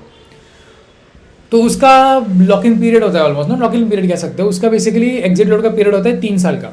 3 साल के पहले बेच सकते हो, आपको एग्जिट लोड देना पड़ेगा। तो उधर वो बहुत बड़ा पीरियड है, क्योंकि उनका मैनेजमेंट बहुत बड़ा है, कि इधर से US, उधर के ब्रोकर्स का type and all everything, securities hold करना एवरीथिंग। तो वो बहुत ही मतलब हार्ड प्रोसेस है, right. That's all you can see. ये एग्जिट लोड का थिंग हो गया। ग्रोथ एंड डिविडेंड प्लान्स, कुछ देर आर फंड्स 2 टाइप होते हैं। तो होता है आपका ग्रोथ फंड, में से बेसिकली यहाँ पर डिविडेंड वापस आपको नहीं दिया जाता, वो डिविडेंड वापस इन्वेस्ट होता है इन द फंड, जो भी डिविडेंड आपको मिलेगा। डिविडेंड प्लान्स में आपका डिविडेंड पे आउट का एक फंड होता है, डिविडेंड पे आउट वाला फंड, जिसमें आपको पे आउट्स डिविडेंड के मिलते हैं रेगुलरली जितने आते हैं। म्यूचुअल फंड्स और डायरेक्ट स्टॉक का, you can do that. Importance of mutual funds encourages savings. एक फ़ायदा म्यूचुअल फंड का सबसे बड़ा क्या है कि वो इंक्लूजन है, फाइनेंशियल इंक्लूजन बहुत अच्छा होता है, क्योंकि जो इन्वेस्टमेंट नहीं कर सकता, इसको नॉलेज नहीं है, वो भी इन्वेस्टमेंट में आ रहा है, तो स्टॉक मार्केट में वो घुस रहा है, राइट। इंडिया में there is only 10% of investor जो इन्वेस्ट करते हैं स्टॉक मार्केट में, एक्टिवली 4% ट्रेड करते हैं। US में द नंबर इज अराउंड 50%। तो हमें बढ़ाना है, अगर आपको डेवलपिंग कंट्री से डेवलप्ड कंट्री बनना है, तो आपको ये माइंडसेट में चेंज करना पड़ेगा। और इसमें थोड़ा करप्शन भी आएगा, मतलब करप्शन कैसे कि लोग इन्वेस्टमेंट की जगह स्पेकुलेशन करेंगे, तो उसको भी सुधारना पड़ेगा। तो वो टाइम लेने वाला प्रोसेस है, आपको एजुकेट करना पड़ेगा लोगों को, दैट इज द थिंग। तो ये आपका हो गया म्यूचुअल फंड्स का थिंग। अब हम बात करते हैं हमारे नेक्स्ट वाले थिंग के बारे में, which is fintech innovations in financial services. तो ये बहुत ही छोटा PPT है, and I don't think so मेरे को सिखाना पड़ेगा इसके बारे में, आप रीड खुद से कर सकते हो। मैं बस एक्सप्लेन कर दूंगा आपको कि भाई ये चीज़ें कैसे वर्क करती हैं। लाइक मेरा तो सोल एम इज़ टू कि भाई आप खुद से पढ़ो इसको, क्योंकि ये something which is very easy. तो फिनटेक इनोवेशंस क्या है? पहली बात तो डिजिटल पेमेंट्स। देखो व्हाट इज़ फिनटेक इनोवेशन, पहले उसे समझते हैं। फिनटेक मतलब फाइनेंशियल्स प्लस टेक्नोलॉजी, राइट। तो जिसमें बेसिकली फाइनेंस है आपका, और इसे हम टेक्नोलॉजी के साथ लॉक कर रहे हैं और उसका यूज़ कर रहे हैं for the betterment of the financial sector. It refers to use of digital technology to improve, automate and democratize financial services. सबके लिए वो एक्सेसिबल हो, सबको यूज़ करने में मज़ा आए, और सबको इजीली यूजेबल हो, इजीली एक्सेसिबल हो, और जिससे हमारे मार्केट का पार्टिसिपेशन बढ़े। That is what our fintech is. Fintech encompasses digital payments, online banking, जैसे अभी देख रहे हो तुम लोग, ज़ीरोदा का ऐप हो गया, गुरु का ऐप हो गया, उसके ऊपर सब ऑनलाइन हो रहा है भाई। UPI से पैसा ट्रांसफर करो ट्रेडिंग अकाउंट में, ट्रेड कर लो, सारे स्टॉक्स को डीमैट फॉर्म में होल्ड करो। तो ये अगर नहीं होता तो आपको क्या करना पड़ता पता है? ट्रेडिंग अकाउंट में पैसा डालने के लिए बैंक में जाना पड़ता। तो ये जो फिनटेक के इनोवेशन हैं आपके, अगर आपने बैंकिंग का लेक्चर देखा होगा पिछला वाला, पूरा इसमें कवर किया है मैंने, तो ये सारी चीज़ उसमें आती है, राइट। कन्वीनियंस है, देखो 24/7 चल रहा है, एफिशिएंसी है उसमें, ट्रांसपेरेंसी है, फाइनेंशियल इंक्लूजन है, राइट। तो फिनटेक बेसिकली इस पूरे प्रोसेस को, फाइनेंशियल इंक्लूजन को रोबस्ट बना रहा है, इंक्लूसिव बना रहा है, राइट। तो ट्रेडिशनल एरा में क्या, फिजिकल ब्रांचेस में जाओ, काम करो, पैसा ट्रांसफर करो, शेयर्स देखो कितने हैं, क्या हो रहा है सब देखो। अब क्या है, सब ऑनलाइन है, सब घर बैठ के कर सकते हो। कोविड के बाद तो बहुत स्पीड से हुआ था, समझ रहे हो।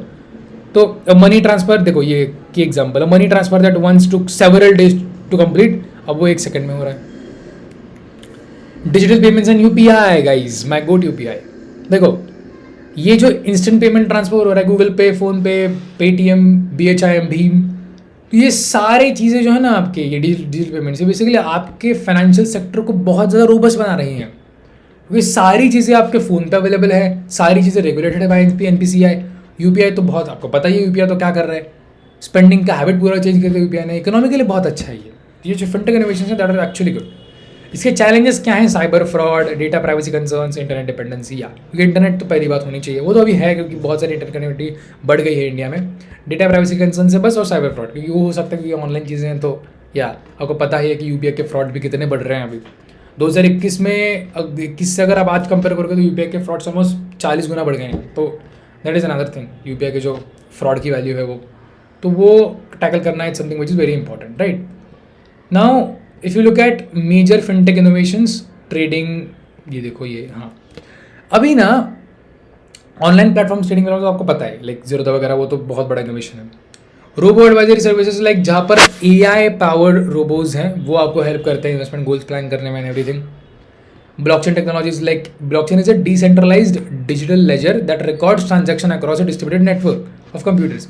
Each block stores transaction data and a timestamp and encrypted information linked to that previous block, making the records tamper resistant.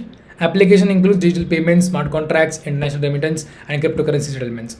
ये आपको बिटकॉइन में इसका लाइक इम्प्लीमेंटेशन दिखेगा। बिटकॉइन का पहला इम्प्लीमेंटेशन यही था, like bitcoin is something which is based on blockchain technology. तो ये हो गया। रोबो एडवाइजरी लिमिटेशंस, लाइक हाँ रोबो एडवाइजरी क्या है कि भाई जो ट्रेडिशनल नॉलेज है अगर आपने किसी मशीन में फिट कर दिया, रोबोट में fit, not robo actually, like machine में एल्गोरिथम में फिट कर दिया, काइंड ऑफ AI चैटबॉट उसमें फिट कर दिया, और आप अगर आप उससे क्वेश्चन पूछोगे कि मुझे क्या करना चाहिए क्या नहीं करना चाहिए, तो आपको आंसर देगा। लेकिन उसमें क्या है कि मार्केट कंडीशंस बहुत ज़्यादा चेंज होते हैं ओवर टाइम, तो उसका नॉलेज भी अपडेट करना दैट इज़ इंपॉर्टेंट, और वो हर बार सही आंसर देगा वो भी नहीं है। AI and algorithmic trading guys, AI algorithmic trading आपको पता ही है क्या है। AI क्या है भाई? AI बेसिकली इज लाइक, आप बेसिकली आपको अल्गो ट्रेड पता होंगे कि वहाँ पर एक लॉजिक फिक्स होता है मार्केट में। तो क्या कैसे बेसिकली आप एक स्ट्रैटेजी बनाते हो कि भाई इस प्राइस के आने के बाद बाय करो, इस पर सेल करना, एक स्ट्रैटेजी फिट होती है, उस स्ट्रैटेजी को डिप्लॉय करते हो। वो बेसिकली ट्रैक करता है प्राइस को, जो प्राइस आपके रेंज में आता है उसको बाय करता है, सेल करता है बाद में। तो जो भी काइंड ऑफ ट्रेड है आपका, अगर आपको शॉर्ट करना है, आपको लॉन्ग करना है, तो वो सब एक वन गो में ऑटोमेटिकली मैनेज करता है। आपको ह्यूमन इंटरवेंशन की जीरो उसमें नीड है। तो उसका फायदा क्या है कि वहाँ पर इमोशंस नहीं है, तो प्रॉफिट के चांसेस ज़्यादा होते हैं। ह्यूमन इमोशन जब आता है ना, तो आप इमोशन में बह जाते हो कभी कभी, तो वो ऑलगो ट्रेड आपका बचाता है, राइट। तो या आर्टिफिशियल इंटेलिजेंस इन फाइनेंस क्या है कि बेसिकली आप फ्रॉड डिटेक्शन कर सको, एनोमली डिटेक्शन कि भाई ये कोई फ्रॉड हो रहा है नहीं हो रहा है। AI चैटबॉट्स आपके लिए, क्रेडिट स्कोरिंग भी अब AI से हो रही है, पर्सनलाइज एडवाइस भी मिलते हैं इधर। एल्गोरिथमिक ट्रेडिंग में आपको एक्सप्लेन कर दिया कैसे वो करता है। P2P लेंडिंग क्या, देखो peer to peer lending platform basically connect करता है बोरोवर्स एंड लेंडर्स डिजिटली, तो like bypassing the traditional banks. So this enables faster loan approvals. जैसे आपको पता है पर्सनल लोन्स में आपको P2P लेंडिंग में आपको कुछ साइट्स होते हैं जहाँ पर आपको सीधा लोन मिल जाता है, लाइक वहाँ पर कुछ बैंक का प्रोसेस है ही नहीं, आपको वो देखते हैं और आपको लोन दे देते हैं। तो ये जो काइंड ऑफ NBFCs टाइप होते हैं कंपनीज ये, तो ये आपकी P2P लेंडर्स हो गए। इसमें रिस्क बहुत है, डिफॉल्ट वगैरह का रिस्क होता है यहाँ पर बेसिकली आपको सामने वाले के लिए जो आपको लेंड कर रहा है पैसा, उसके भी पॉलिसीज देखनी पड़ती हैं। अगर कुछ अलग पॉलिसी निकली तो आपके लग गए, सो वो थोड़ा रिस्की है उस केस में, तो वो रेगुलेटेड भी होना चाहिए। That's the thing. However risk include loan defaults and limited regulatory oversight. Yeah that is the problem with the P2P lending.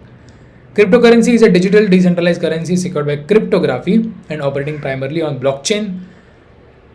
Examples include Bitcoin, Ethereum, सबको पता है. While it enables fast global peer-to-peer transaction at low cost, it carries high price volatility involving the regulatory risk, particularly in the India where regulations are still developing. India में cryptocurrency के जो regulations हैं बहुत developing conditions हैं, अभी भी completely वो regulated नहीं है, right? तो ये हो गया आपके पास impact and financial inclusion, cyber security. Yeah financial inclusion तो बहुत बढ़ जाता है, लाइक क्योंकि टेक्नोलॉजी है तो भाई 10 साल पहले जैसा था अभी वैसा है नहीं। अब तो आज अकाउंट ओपन करना है ओपन कर दो, कल ट्रेडिंग करना शुरू करना है कर दो, सारे आपके पास हैं। कुछ इशू होता है सीधा आप टिकट ट्रेस कर दो टू सेबी कि भाई ये इशू हो गया, वो ट्रैक करके कर देंगे ख़त्म। तो सारी चीज़ें, इंक्रिप्शन भी बढ़ गया, 2 फैक्टर ऑथेंटिकेशन भी आ गया कि भाई आप इसको सिक्योर भी करना है तो कैसे करोगे, तो इंक्रिप्शन करो, 2FA लगाओ, सिक्योर पासवर्ड लगाओ, फ्रॉड मॉनिटरिंग सिस्टम लगाओ। तो बहुत सी चीज़ें लाइक इसके ऊपर लेयर बाय लेयर ऐड होती जा रही हैं, which is better for India, for our development, right. Sorry guys. Rule, regulations, ethics. Point इसकी ये सब करने के लिए रेगुलेशन चाहिए। तो सेबी एंड ऑल जो है ना हमारे organization, RBI and all, IRDAI वगैरह, ये अब इस चीज़ों में भी ध्यान दे रहे हैं कि भाई AI इतना इंक्लूड हो रहा है तो इसके ऊपर रेगुलेशन भी करने पड़ेंगे, क्योंकि AI में क्या है कि देयर इज ओनली डेटा, तो उसका गलत यूज़ ना हो, इसलिए उसके रेगुलेशन भी इंपॉर्टेंट है. If you want to read you can read this all सब. Central bank digital currency, CBDCs. E rupee पता है आपको? ई रूपी का thing, that is a CBDC, central bank digital currency. तो इंडिया में launch हुआ था ई रूपीज़. बेसिकली क्या है कि जो आप कैश बटे में लेके घूमते हो 100 रुपये का, वो आपके फ़ोन में होगा basically. That's all, that's E rupees. लेकिन उसका इम्प्लीमेंटेशन इज़ वेरी हार्ड, क्योंकि इतनी इंटरनेट कनेक्टिविटी, अवेलेबिलिटी, इतना सारा डिजिटल इंफ्रास्ट्रक्चर अभी रेडी नहीं है. तो इसको इम्प्लीमेंट किया था 2023 में, मोबीक्विक वगैरह को दिया था करने के लिए इम्प्लीमेंट, वो हुआ भी था, बट अभी वो इतना पॉपुलराइज नहीं है इंडिया में, तो उसका अभी चल रहा है प्रोग्रेस में, राइट. वैसे you guys can follow me on Instagram, I make content on Instagram as well. Work का अगर आपको पता नहीं है तो मैं अपना इंस्टाग्राम ID भी नीचे दे दूँगा, फॉलो कर लेना मेरे को. अच्छा लाइक ऐसे content finance and economics related में कंटेंट उधर अपलोड करता हूँ. तो नॉलेज में थोड़ी वृद्धि अगर आपको करनी है, if you want to just have some knowledge, you can actually follow me on that page as well. So that's our fintech is, you can read that. This बहुत ही रिडेंटिव पार्ट है. अब बस कवर करना है आपको एथिकल प्रैक्टिसेस वाला part, which is very easy to cover. ये पूरा थ्योरेटिकल पार्ट है. मैंने जनरेट किया था तभी बहुत थ्योरेटिकल लग रहा था मुझे, अभी तो yeah. So I mean my preference is to read this on your own. I won't teach you lot, बस मैं बता दूंगा कि क्या है इसमें, और will wrap the whole chapter up, जिससे आपको बहुत कम टाइम में जो एक्चुअल नॉलेज इंपॉर्टेंट है, लॉजिकल, वो तो मैंने आपको बता दिया अच्छे से. ये तो आप रीड करके भी कर सकते हो. सो देखो क्या होता है एथिकल प्रैक्टिस, मतलब क्या इन फाइनेंशियल सर्विसेज में क्या है. जैसे फॉर एग्जांपल ट्रेडिंग है, जैसे मैंने बोला था इनसाइडर ट्रेडिंग वाला चीज़. अगर कोई इनसाइडर ट्रेड कर रहा है मार्केट में, उसको कंपनी की इंटरनल इन्फॉर्मेशन पता है, तो उसने अगर ट्रेड किया तो उसको पता है कि भाई ये न्यूज़ अब 10 बजे बाहर आएगी, मुझे ऑलरेडी पता है और ये न्यूज़ अच्छी है, तो मैं पहले ही शेयर बाय करके बैठ जाऊँगा. तो ये हो गया इनसाइडर ट्रेडिंग. तो जब न्यूज़ आएगी, शेयर बढ़ेगा, मैं अपना प्रॉफिट बुक कर लूँगा. इसे कहते हैं insider trading. The point is that insider trading is not क्यों अच्छी नहीं है, क्योंकि हम ट्रेडिंग को फेयर करना चाहते हैं. जो ऑप्शंस की प्राइसिंग वगैरह होती है ना, वो फेयर कंडीशंस को कंसिडर किया करके ही की जाती है. जो आपके फ्यूचर्स ऑप्शन है उनकी प्राइसिंग फेयर एनवायरनमेंट को कंसिडर करके ही की जाती है.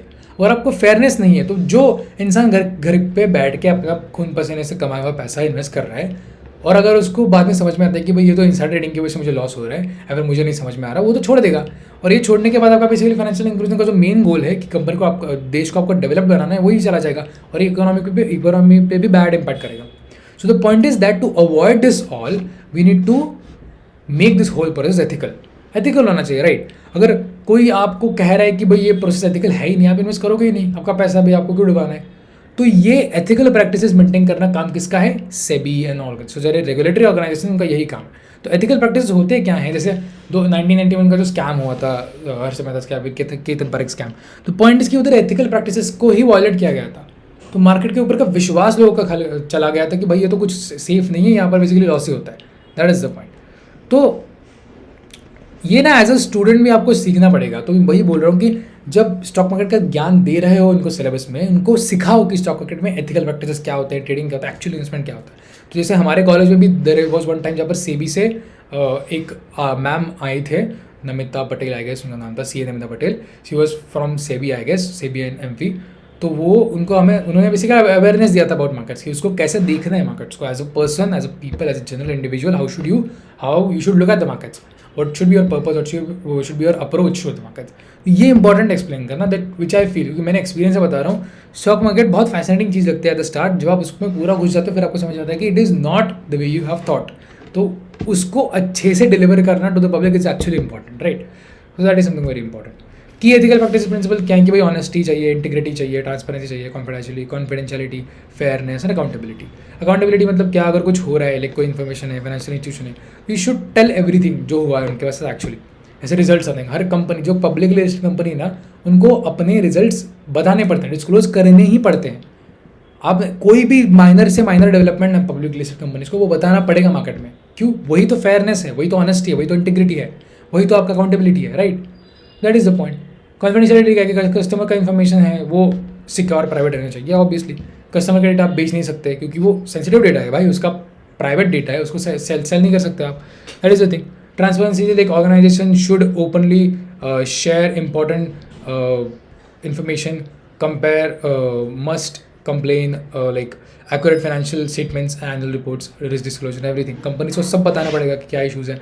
जब कोई म्यूचुअल फंड लॉन्च होता है ना, उनको रिस्क डिस्क्लोजर डॉक्यूमेंट देना पड़ता है कि भाई इसमें क्या रिस्क है, और हर एक म्यूचुअल फंड की रेटिंग होती है आखिर में कि इसका रिस्क कितना है। तो जो इक्विटी फंड्स है ना, उसका वेरी हाई रिस्क हमेशा वो बोलते हैं, very high risk. That is वो आपको पढ़ना चाहिए, दैट इज़ इंपॉर्टेंट। वो जो छोटे स्टार में लिखा होता है ना, that is important, that is something which is risk disclosure. आपको पूरा ट्रांसपेरेंसी उधर ही आता है। Integrity means doing the right thing even know one is watching. या प्रोफेशनल शुड अवॉइड करप्शन। जो भी फंड मैनेजर्स हैं उनको उनकी ड्यूटी है टू नॉट डू करप्शन। आपको आपके पास पब्लिक का पैसा है, आपके पास एक जिम्मेदारी है, तो उसको लेके आपको अच्छे से चलना है। प्रॉफिट लॉस तो वो मार्केट कंडीशन पर डिपेंड करता है, बट आपको उसकी कोई करप्शन नहीं करना, खुद के प्रैक्टिस के लिए कुछ नहीं करना। क्योंकि फंड मैनेजर ऐसे भी कर सकता है कि भाई जब देखो फंड मैनेजर जब ऑर्डर प्लेस करता है ना, हज़ार करोड़ के ऑर्डर्स होते हैं। मैंने अगर 1000 करोड़ एक बार में इन्वेस्ट कर दिया किसी स्टॉक में, वो स्टॉक प्राइस थोड़े टाइम के लिए तो ऊपर जाएगा, क्योंकि डिमांड अचानक से डिमांड सर्ज हो गई ना, तो उतना सप्लाई है नहीं तो प्राइस ऊपर जाएगा, राइट। डिमांड कम है, डिमांड बढ़ गई, अचानक सप्लाई उतना ही है तो प्राइस बढ़ेगा, बेसिक इकोनॉमिक्स। उस केस में ना कुछ लोग ऐसे भी कर सकते हैं कि भाई मैं पहले स्टॉक को बाय करता हूँ, अब मैं तो फंड मैनेजर हूँ, मैंने मेरे वाइफ को बोल दिया कि आप स्टॉक बाय करके रख दो, मैं इन्वेस्ट करने वाला हूँ अभी, मैंने इन्वेस्ट कर दिया, स्टॉक बढ़ गया, मैंने अपना प्रॉफिट बुक कर लिया, वाइफ को बोल दिया सेल करने के लिए। तो ये तो मैं डबल गेम खेल रहा हूँ भाई, मैं तो इनसाइडर हूँ। तो ये तो इनसाइडर ट्रेडिंग वापस एक और एग्जांपल हो गया। यहाँ पर इंटीग्रिटी चली गई आपकी, कोई आपको देख नहीं रहा लेकिन आपको अच्छे से बिहेव कर रहे हैं क्योंकि आपके पास रिस्पॉन्सिबिलिटी है, राइट। तो ये चीज़ें आपके एथिक्स में आती हैं, ये फेयर प्रैक्टिस में आती हैं आपके, समझ रहे हो। ऑनेस्टी कर रही है आपको। Financial professional must provide trustful accurate and complete information. आपको पूरा फंड बताना है कि भैया फंड क्या है, क्यों है, किस लिए। ये म्यूचुअल फंड बहुत इंपॉर्टेंट है, राइट। तो ये हो गया principles and practices, regulatory embeddings. These principles are not voluntary but Indian context. SEBI तो करता ही है सारा इंप्लीमेंट, ये सारी चीज़ें करनी ही पड़ती हैं। Build trust, protect investor, enable fair markets, improve reputation, support stability. ये एथिक्स क्यों एसेंशियल है, that is the point. You can read this all, पूरा नीचे लिखा है मैंने, कर सकते हो। Corporate governance, ethics, architecture, share holder rights, audit commits. या जो कंपनीज होती है ना, उनको मैनेजमेंट को एथिक्स फॉलो करना, दैट इज इंपॉर्टेंट। कंपनीज कभी भी गलत रिजल्ट नहीं दे सकती, झूठे रिजल्ट नहीं दे सकती, सब उन्हें सच देना है, टाइम पे देना है।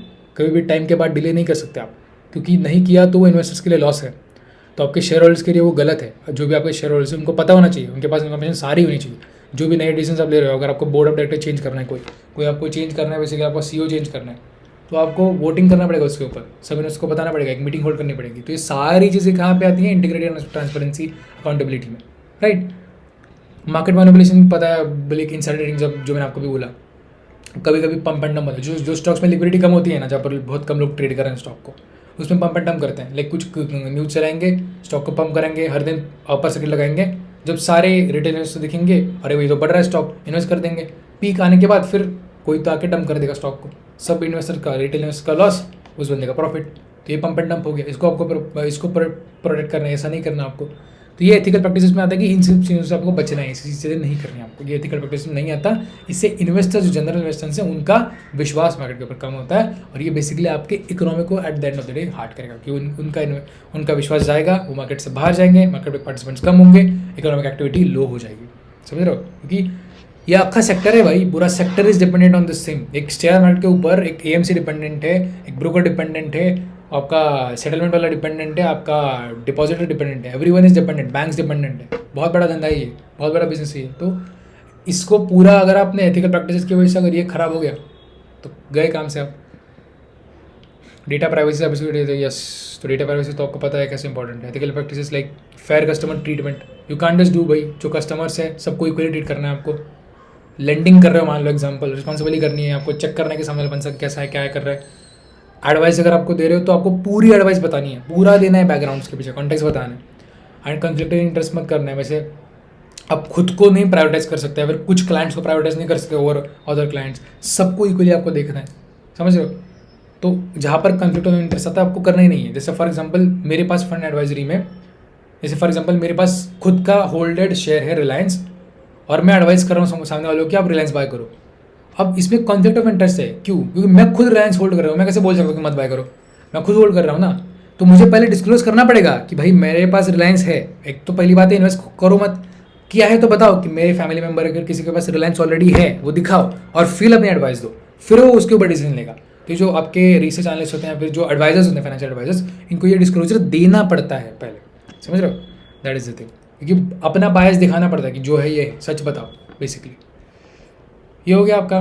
देन CSR या कॉर्पोरेट सोशल रिस्पॉन्सिबिलिटी, आपको पता है कॉन्सिक्वेंसेज ऑन एवरीथिंग। ये 2013 के इंडियाज़ कंपनीज एक्ट है, इंडियाज़ कंपनीज एक्ट 2013। उसमें सोशल लोगों के लिए जो काम कर रहे हैं CSR एक्टिविटीज़ होती हैं कि भाई ट्री प्लांटेशन करो, NGOs में काम करो एंड ऑल दैट, ये CSR एक्टिविटीज़ का पार्ट है। फाइनेंशियल सर्विसेज में CSR टैक्स फॉर्म्स जैसे फाइनेंशियल लिटरेसी प्रोग्राम्स। यस, आपके देखा होगा हर कॉलेज में कभी कभी कुछ कंपनीज आती हैं for financial literacy program, CSR activities. जैसे मैंने कहा था हमारे इधर आई थी, वो तो सेबी से थे तो वो तो ठीक अलग बात है, बट जनरल कंपनीज भी आती हैं फॉर फाइनेंशियल इंक्लूजन और समझाने के लिए कैसे वर्क करता है सारी चीज़ें। That's all.